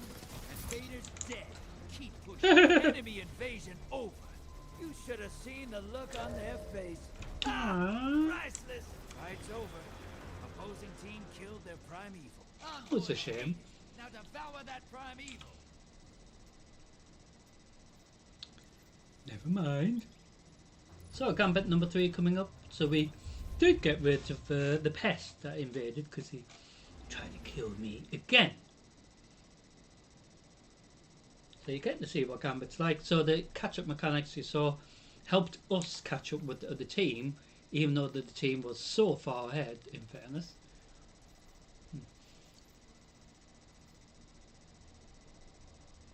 Ooh.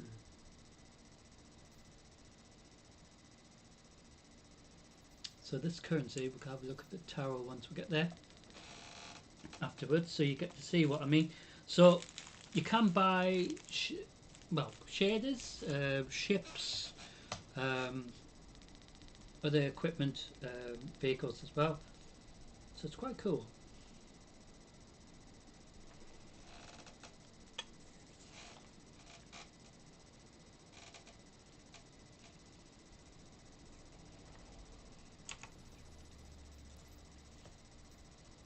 Because a lot of players, like myself, do not have any additional silver, so you have to buy that with real money. You know, like some games want you to buy specific in-game currency, so you can actually do that through Steam or through the PlayStation app, etc. Xbox links and stuff, you know.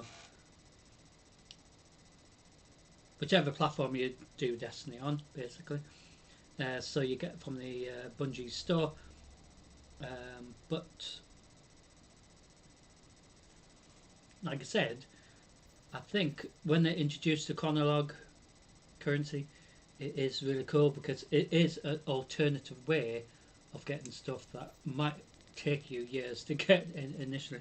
I mean, there's still ships that I haven't got, or even gear I haven't even got yet, and I'm still waiting for them to drop.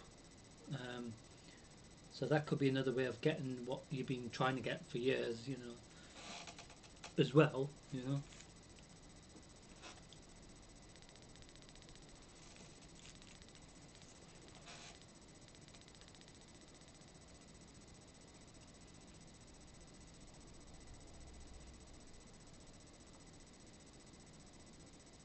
So Gambit number 3 coming up.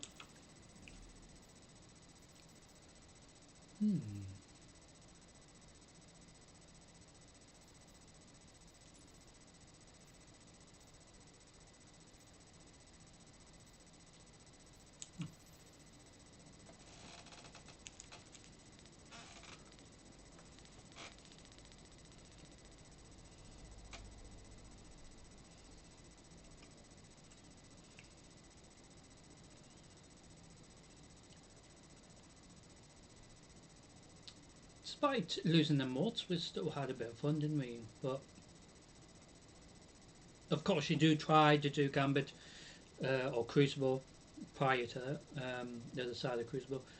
Try not to get murdered, but it's very hard not to get murdered when you got like people, players using specific weapons and you don't even know where they are.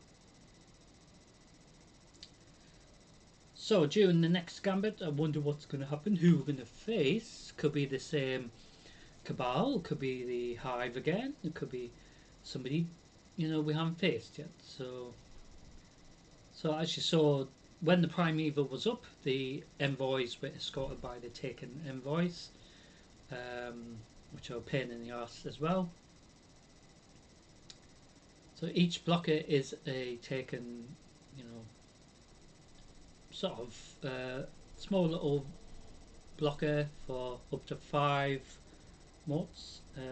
10 mods is a large medium blocker, and then up to 15 is max. They did used to allow you to get at least 20 mods, but I remember that week very clearly when teammates lost like 37 mods and people were getting angry and all that sort of thing. But it's just a game. But do you know what I mean? Imagine carrying that around and you got the invader coming in and trying to kill you with your mods. It's not what you want, is it? So they changed that because of massive protest.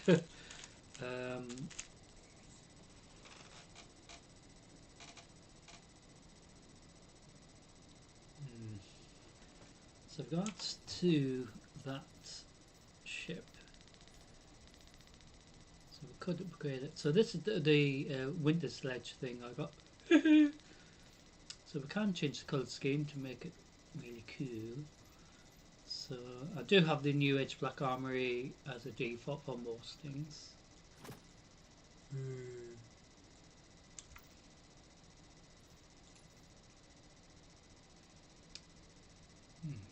It's quite cool. I mean, I know that's a little vehicle, but imagine that as a massive ship. It's a bit scary, isn't it? So this ship that we have on screen at the moment is my main ship. Well, not main ship, my current ship, but it's quite Cabal-ish, if you know what I mean. So since we became allies with a faction of the Cabal, we were able to use their ships and all that. So we got a ship available, and it's quite Cabal-esque, as it were.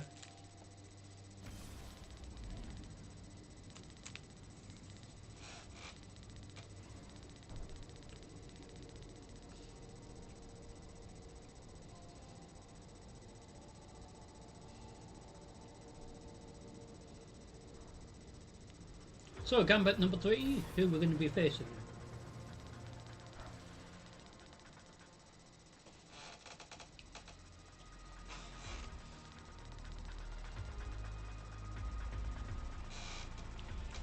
The Drifter will let us know.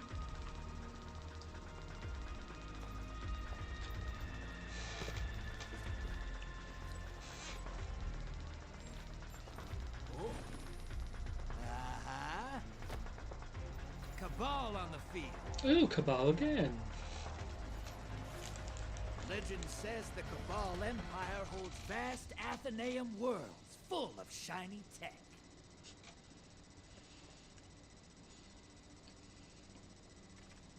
Transmat is go. Let's hunt some hostiles, sister. Bring their moats to the bank.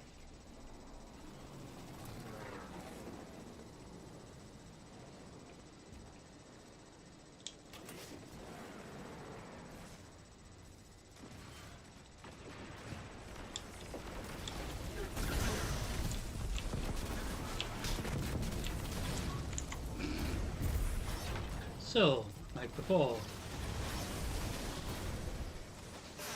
just a different map. So we on Earth, it seems this time.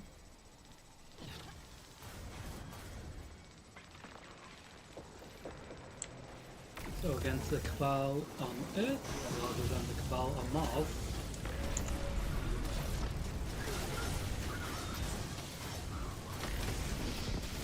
Hostiles at the tree. Try to collect the armor, ammo, should say, not armor.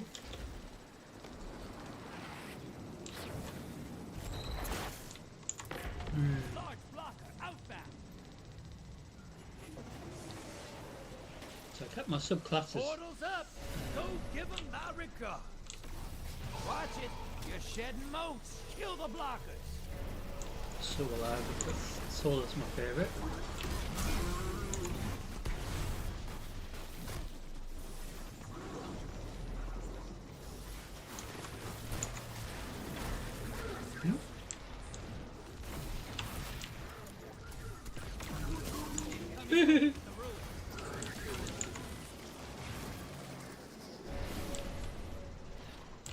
So the other team have sent a large and medium blocker.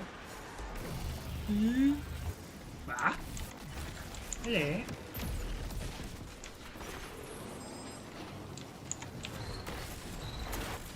So I'm going to deposit my little small blocker because obviously I didn't want to die and lose more morphs. Ooh, jeez. High value spark. Burn it down. Hostiles inbound at the beach. Opposing teams got a prime evil. Once it dies, they win.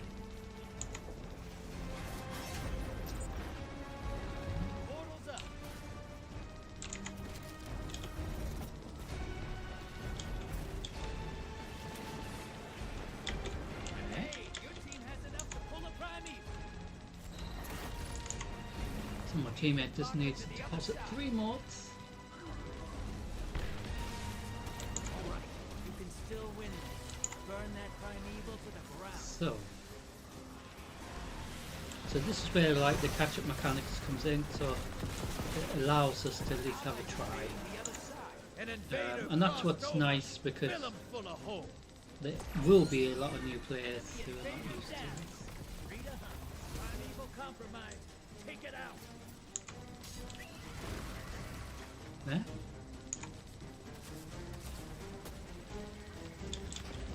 So once the envoys are down, we can do damage to the primary wall. The lead's yours. Your allies back. 3 kills.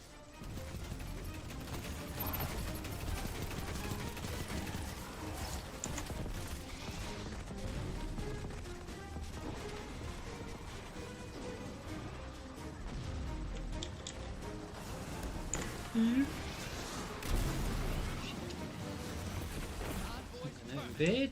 Now, bring the house We do down. really terrible. What?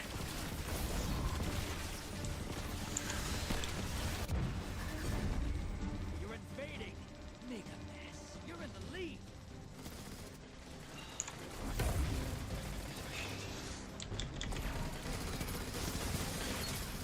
One down.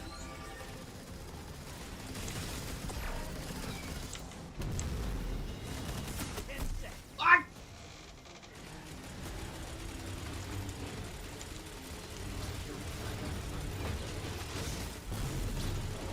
Opposing team's about to win. Primeval compromised. Burn it down.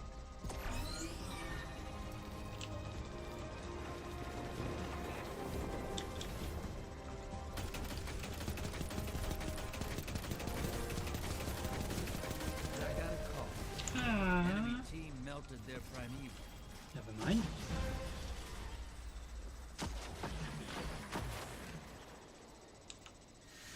So we didn't win. Doesn't matter. So final gambit coming up, ladies and gentlemen.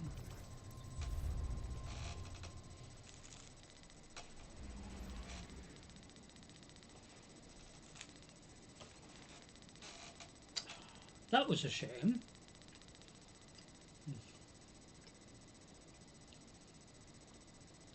So we faced the Cabal twice, the Hive once, so who can face for the final gambit?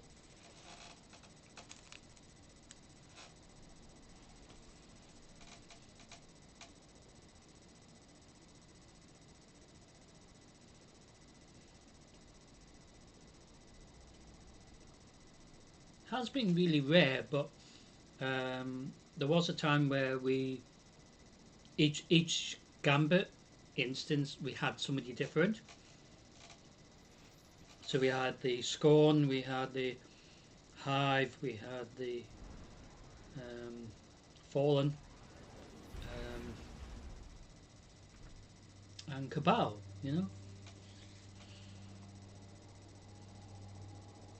So there's the Lucent Hive, which is a version of the Hive that learned how to be like us, as well as the Shadow Legion, which is a version of or faction of the Cabal, which joined the Witness of the Sea.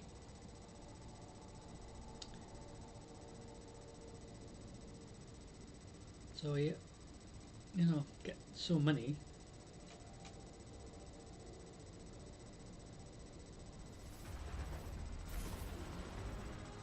But they could do just Taken only as well, because we only see the Taken during the primeval stages and when the blockers are sent.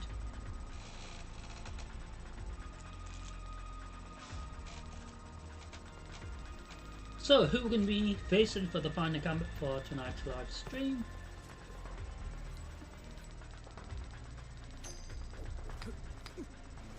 Enough fooling around. Hi, bring a sword. 2 Cabal, 2 Hive. There's about 100 of Shax's red jacks to kill a Hive Knight. Why does he bother building them?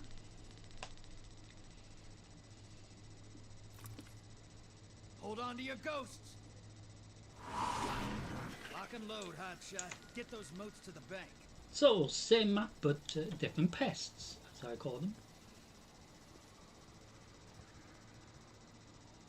I'm not sure if before we had less players, but that doesn't matter. I mean, with the catch-up mechanics, I think that goes into overdrive if we've got one player less, you know what I mean? Because it wants to at least have a try to have at least attempt to get a primeval before they actually kill their primeval, you know.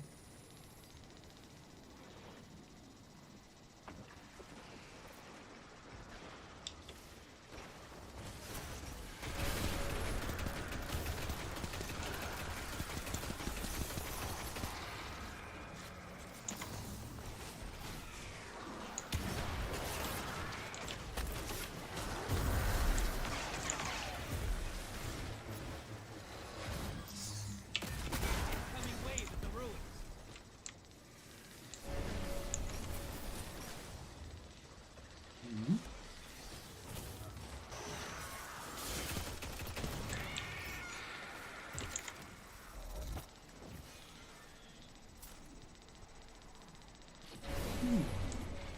Sounds a bit like my neighbour.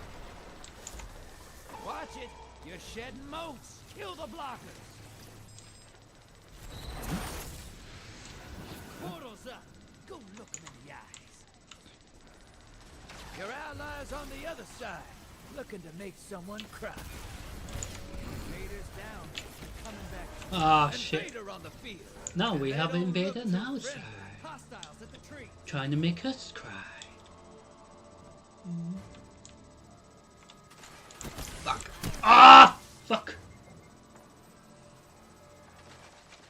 You had to fucking go after me. Hey, you're losing moats. Ice the blockers.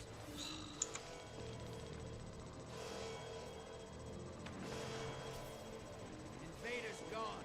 Get them next time. So even though they killed me or killed my teammate as well, but obviously they get given an indication where you are, so they shouldn't have that Hostiles inbound at the beach. extra help. Do you know what I mean? Especially when it's the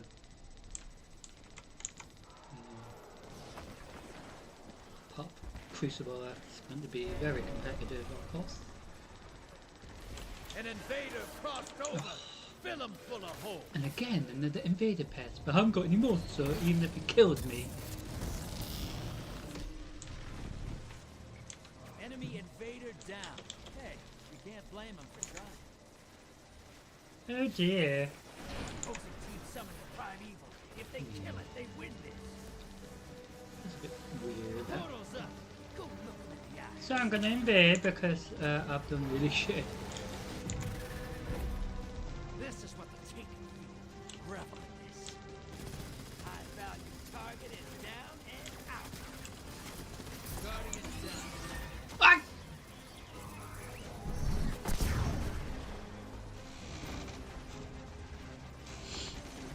Yeah, I killed your little friend though. I'm very pleased with it because he fucking killed me. So we might have enough. I don't know if my teammates have got enough to spawn our primeval. Go look them in the eyes. Hostiles at the tree. You're nearly there. Maybe I don't want to Kill look the them in the eye, Get that thanks. primeval up.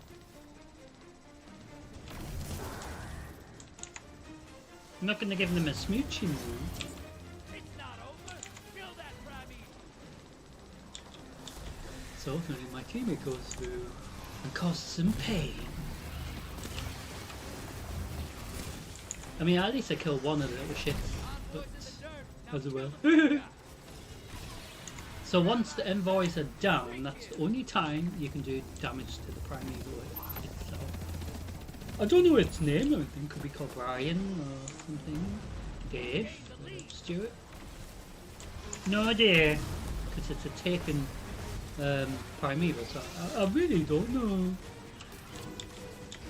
So let's see if I can do how to do some damage.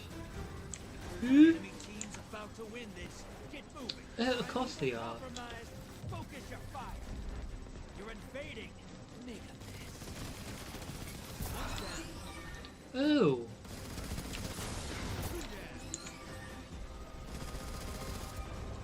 You're in the lead. Take down that primeval, and this gambit's yours. 3 down. Pull you back.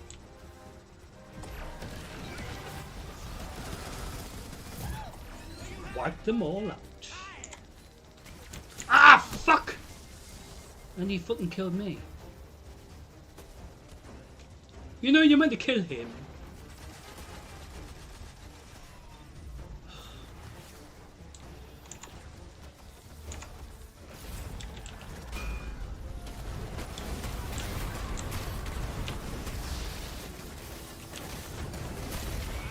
Compromise. Burn it down.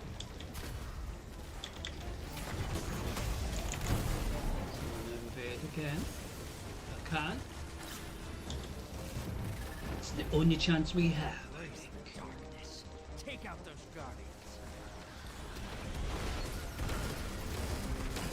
1 down.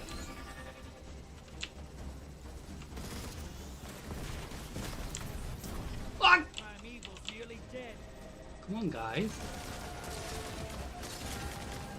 Oh my god. About to win this. Get moving. Well, how did we make a mess of that? Seriously, how? Opposing team took out their primeval. Oh my goodness. So I do hope you enjoyed that side of Crucible. We are gonna head to orbit.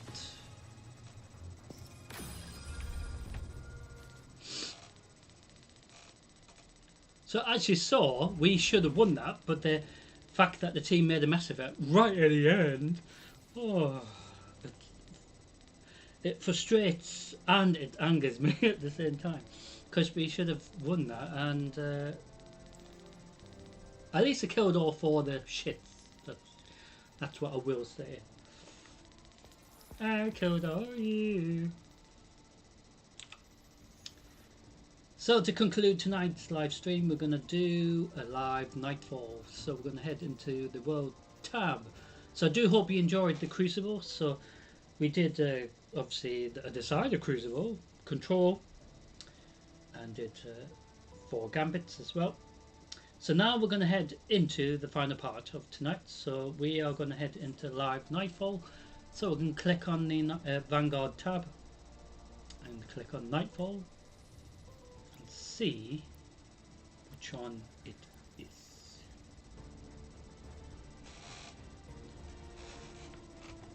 So it's guaranteed to be the same one or anything like that.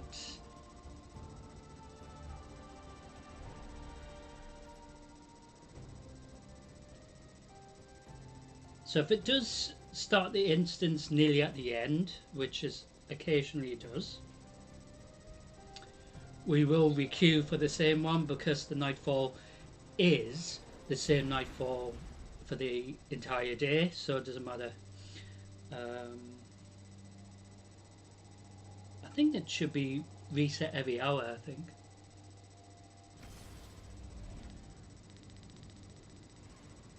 So the Nightfall resets now every single day rather than every single week.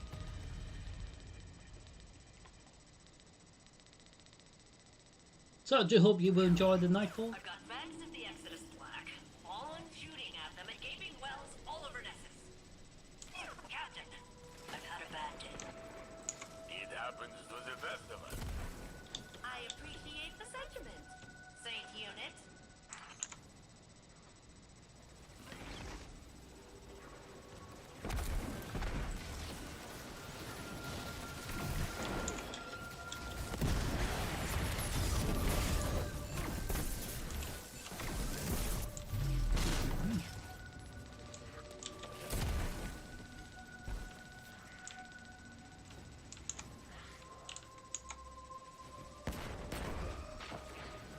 What? What the hell happened? My teammate got killed.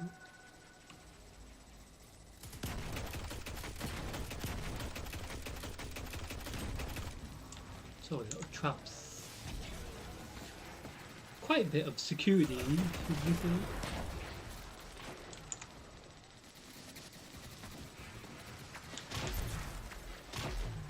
What is it? Another pest somewhere here.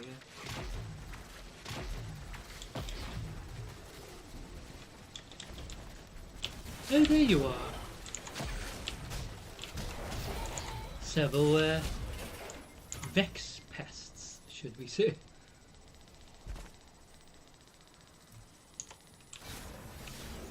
So we're going. Oh. Might as well kill these as well. So usually on the way to where we have to head to for the instance of the nightfall, it's best to probably kill everything on the way because then you get more points. Do you know what I mean? But not everyone wants to get maximum points, but that's the whole point of the nightfall. It is up to your fire team, but individually I think it is advisable to try to clear everything on the way.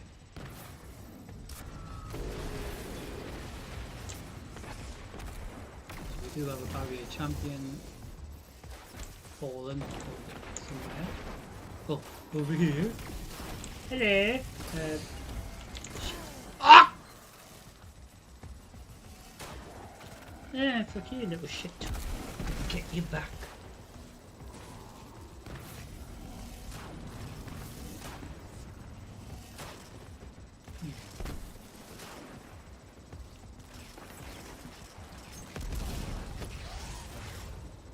So one of our teammates stunned the champion and killed it. Yay!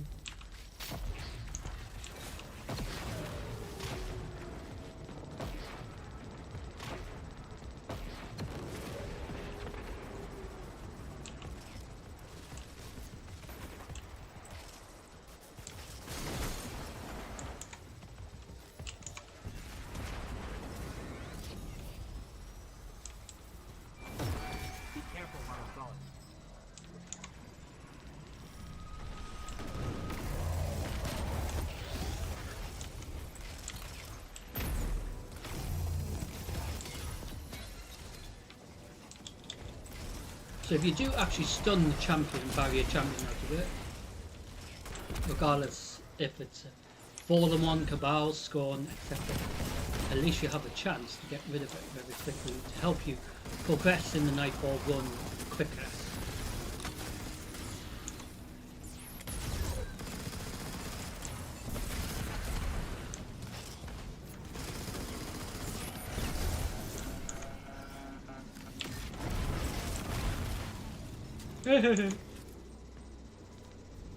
Ew, more little trap.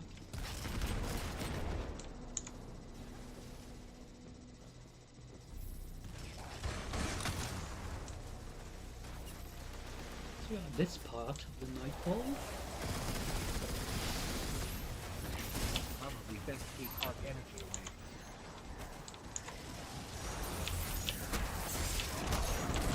Will he try to stab me? Ah! Fuck.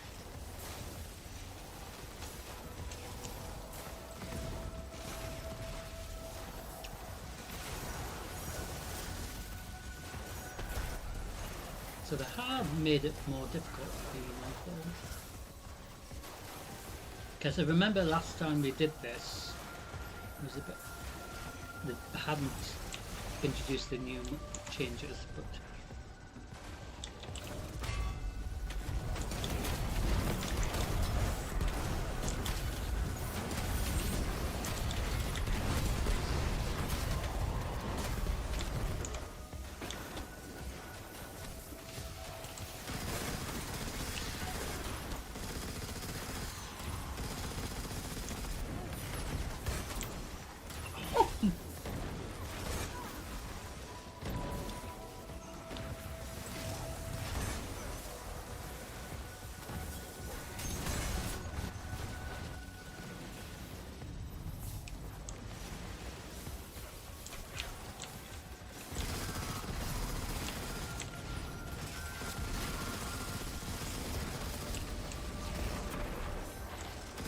But even though there's 3 of us here, it's still bloody hard. So we're here on Nessus, so I believe it could be the Exodus Black Nightfall, which is really cool. It's one of my favourites, but we haven't done it since 2025, obviously.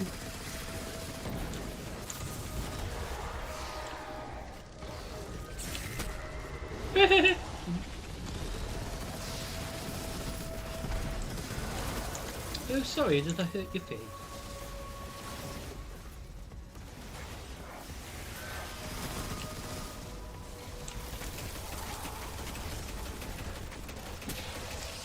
Quicker we get past this part, quicker we get on to the next part, etc.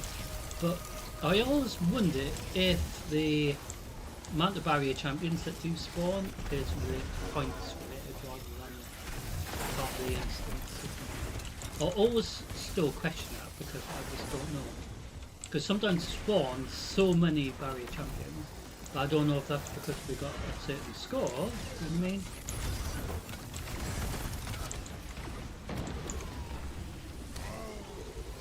Right, that was great. D.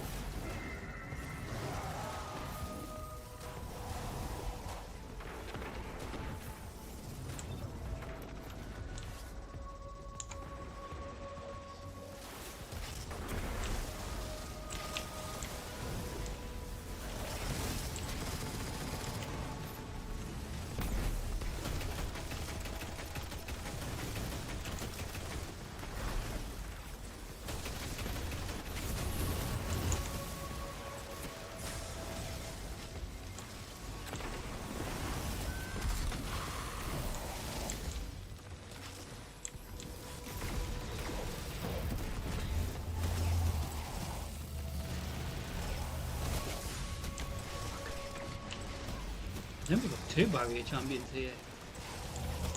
Yeah, we do.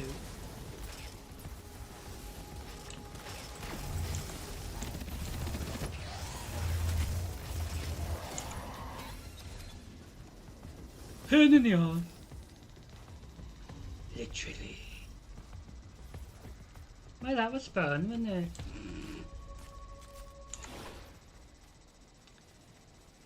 So we're heading with our team.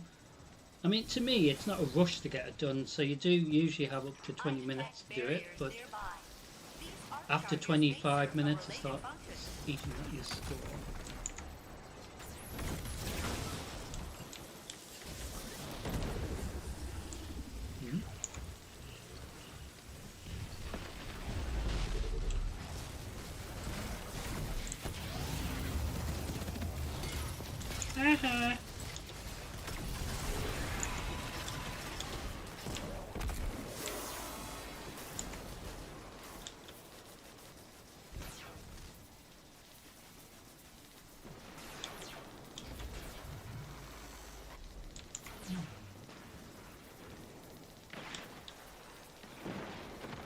Where's the thing that's charging?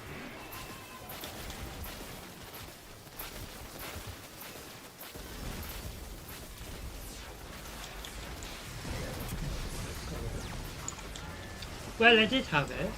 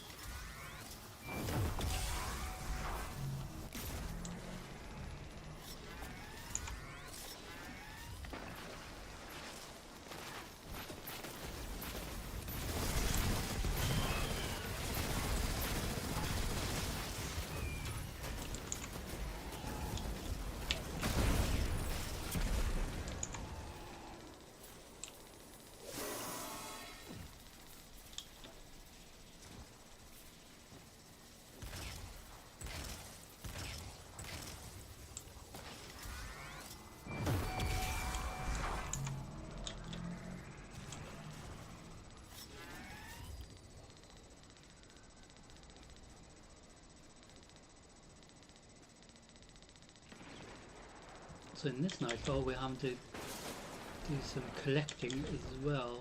And trying to survive.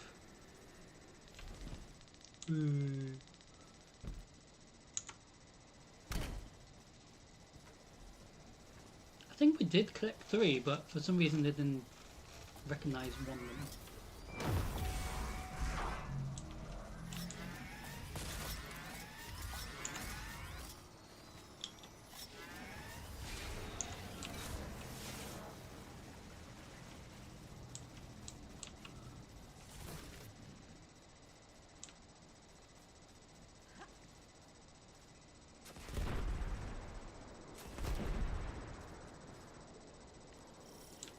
Well, you did a really good job with that. Destroying it.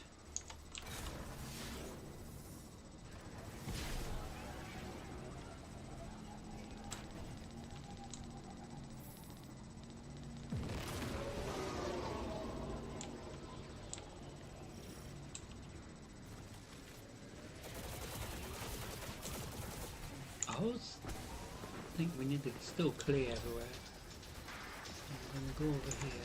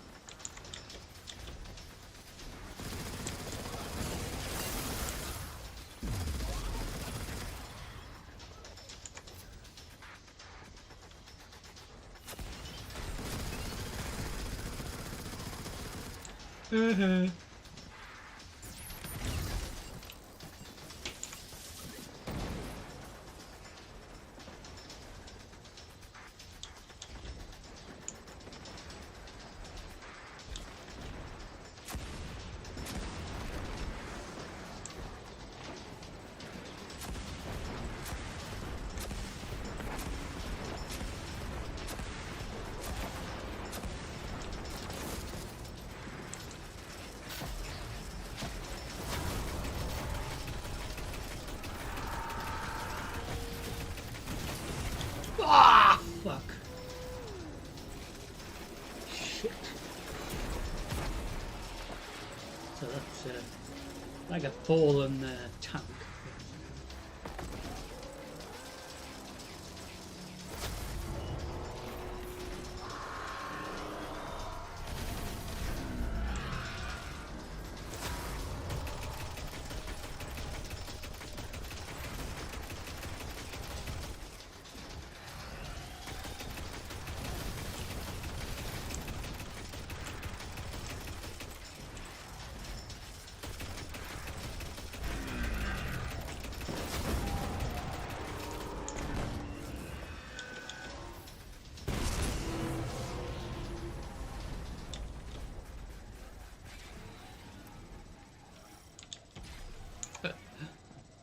So this is where we meet Failsafe in here. Eventually, during the storyline for Nessus. Power's down. Out to sea. Wait. Something's lurking above us. Yes, it's probably them. Ooh, some fallen to party. Hmm?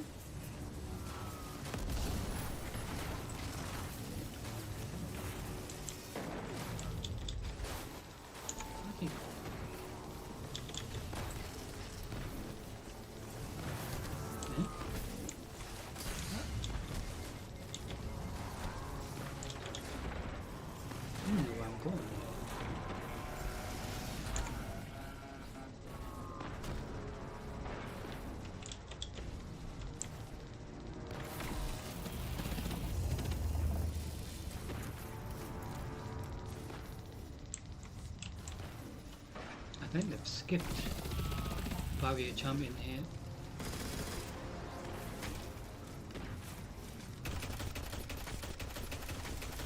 Yeah, they've skipped it. Yeah. Skip the Barrier Champion. They did that last time as well. So we get to this point of the instance, leads us to here. So there is something here. I don't know what it is. Probably some fallen captain or something. Hey, bloody stabbed me. Cheek. So we are friends with a faction of the Fallen called the Elixir, but these are naughty one. Oh, there you are. There's the boss. Ah, you are fucking kidding.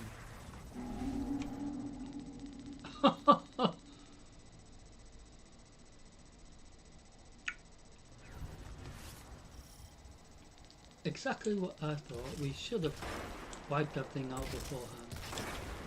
So we've lost quite a few points there.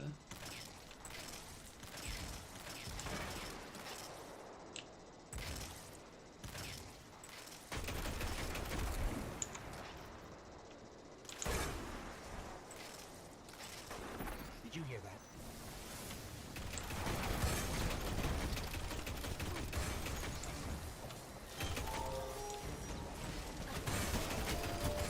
Oh, shit.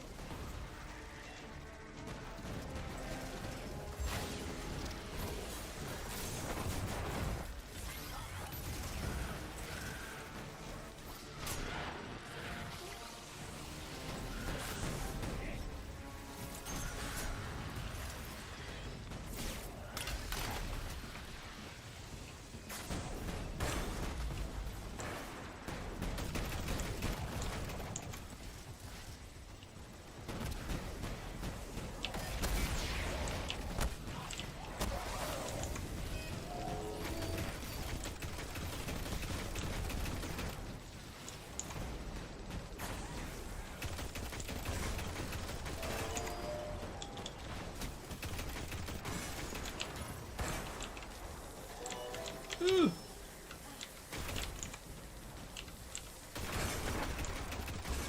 That was gonna chase me.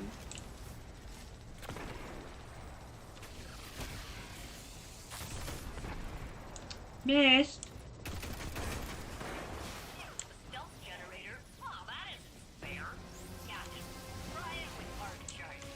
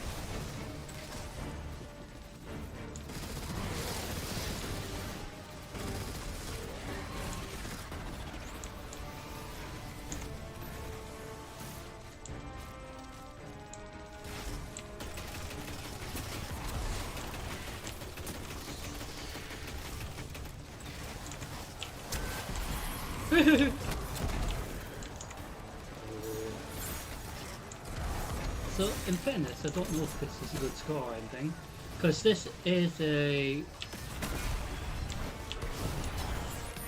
different Nightfall, and sometimes the Nightfall score is totally different to the previous one. Hey, it's bloody chasing me. Go away, stink. Did you say that out loud?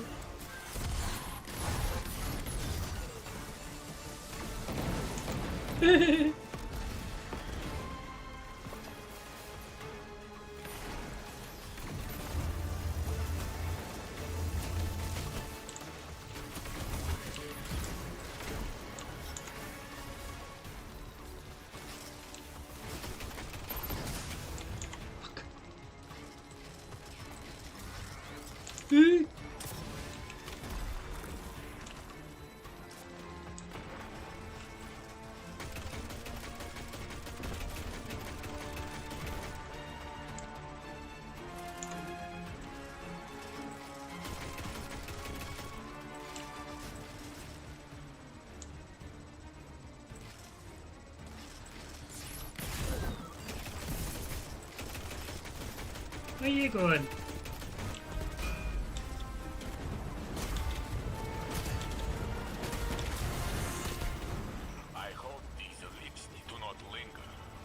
I've got enough problems without it. Ah, we only got gold, which is still okay, but A lot of unwelcome we attention probably weren't that on far your off from doorstep. being platinum. But You and the I think captain if we came didn't back. die and lose some points, I think we would have got a platinum.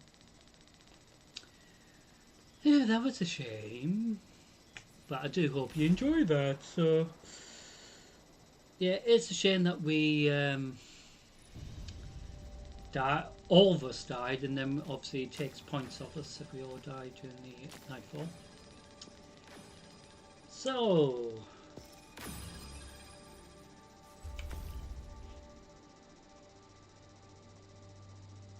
we have done that nightfall before, so that was the one on Nessus. So, Exodus Black, so we have done that before. It is a really cool nightfall. So, I do hope you enjoyed that. That was fun. So, I'm going to head to the tower.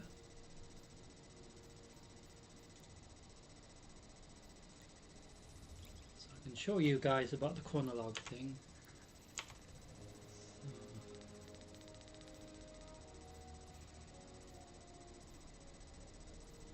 So you get an idea what I mean. So we're going to fly back to Earth. So I'm just seeing if this... Yep.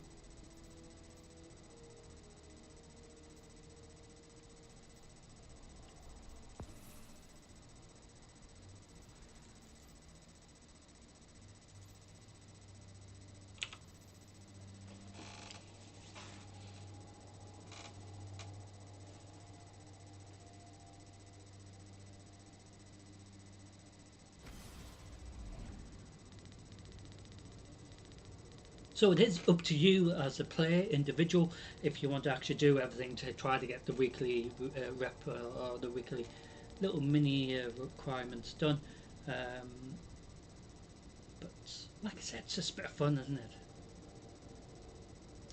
So we're flying back to Earth, as it were. Probably when I land there, they'll be like, "Oh, you died a million times." I'll be like, pfft. I'm like, yeah, don't rub it in. Which they do.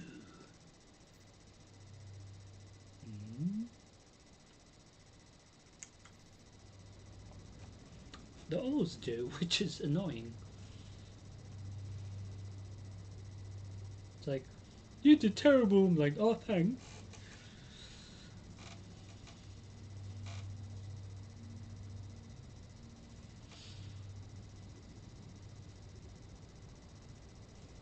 So I do hope you've enjoyed tonight. So obviously, usually Friday streams usually the shortest out of the entire streaming lineup, because Search Reset doesn't take long at all, and then we do 4 Crucible. It doesn't matter if it's a instance that's begun. Same with Gambit as well. And of course, now we can do a live nightfall with the massive changes that they've introduced. So that's really good, because we used to have to pre-record the nightfall. Underway. Yeah, so there's crap that we don't need, as it were.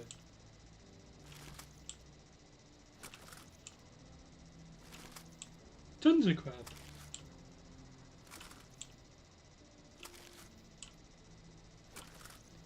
Because we already got these. Done.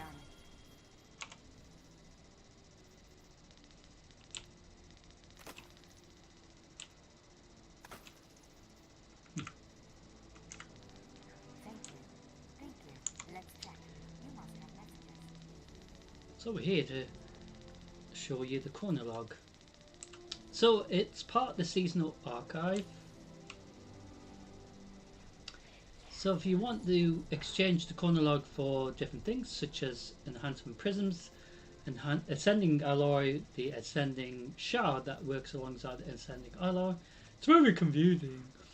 Or if you've done a raid, you can have this with you to help you get even more rewards. But because I haven't got a team, I can't really do that.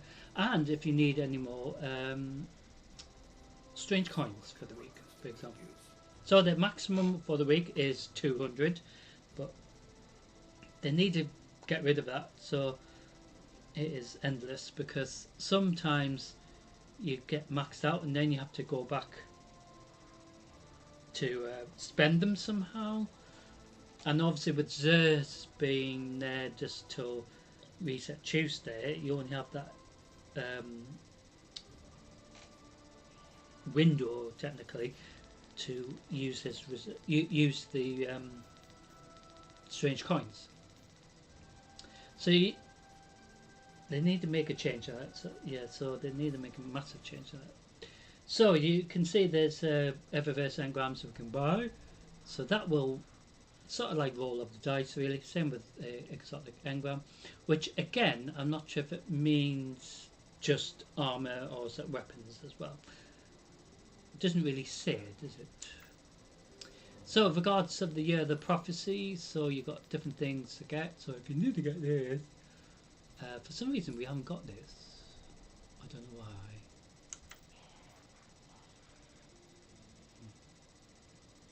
I thought we got everything, but never mind.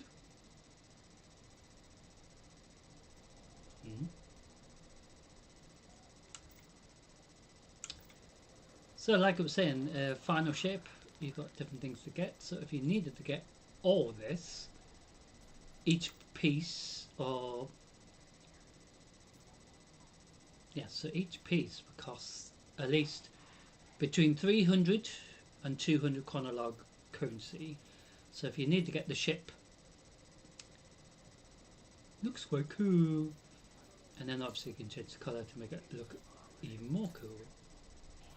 I don't know why it reminds me of like Predator's face or his helmet sort of thing.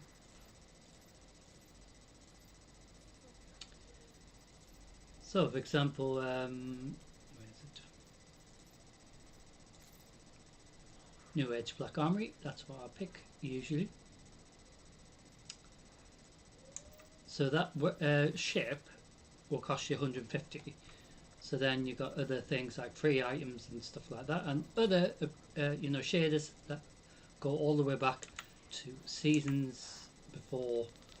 So for that expansion, and then you got the expansions beforehand to go through if you want to buy certain things if you haven't collected them all. See what I mean? So you can go all the way back. So for example, in the chosen one, I can get these, and then I've got technically the full set.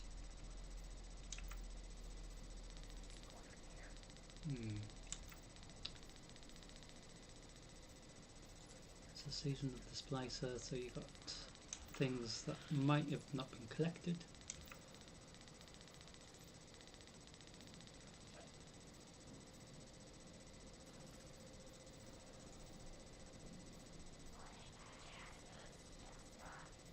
Goes all the way back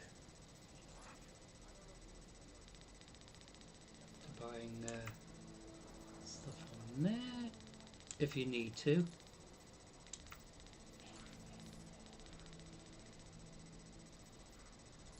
So for example, it's got this appearance which we haven't got, so so it won't cost us anything, but like I said, different seasons, different one minute. So the errands, what's it called? Yeah, so the hand cannon, so it's got this cool appearance, for example.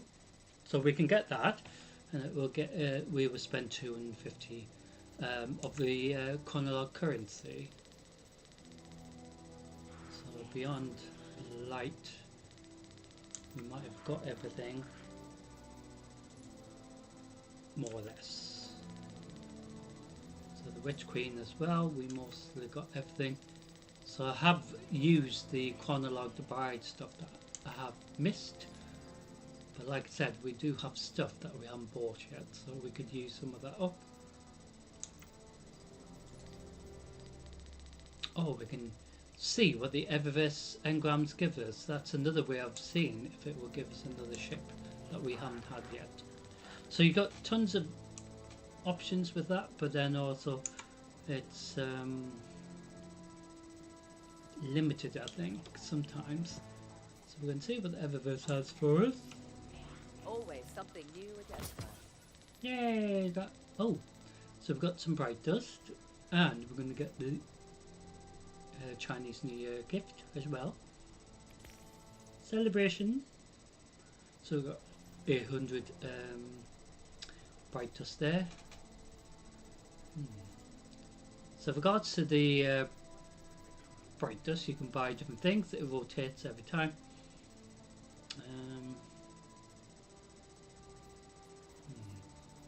So they have this. It's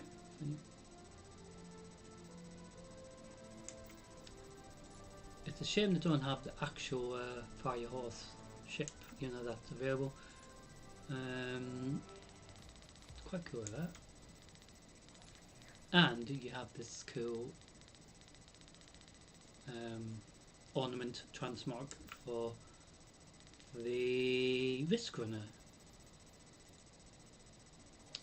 So you got tons of stuff to buy from the Eververse, No so hurry, it's not my dear. necessary just one season, of course, but I think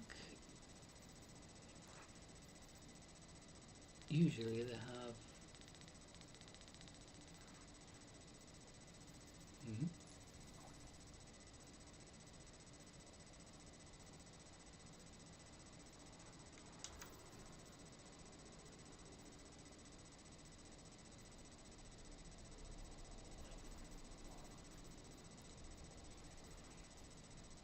so you got recommended as well. Archive. You got Blanca's helmet. It's really cool. And then you got other things that you can actually.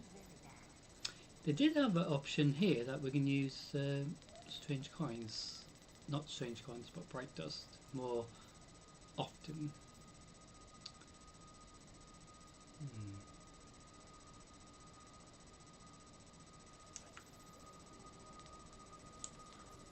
Just browsing. So it is up to you as an individual to buy whatever you want if you have the currency. So cool.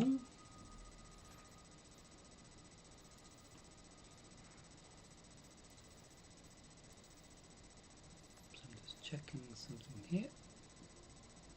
So regards to Edge of Fate, I'm going to message them to see if we've actually finished this, because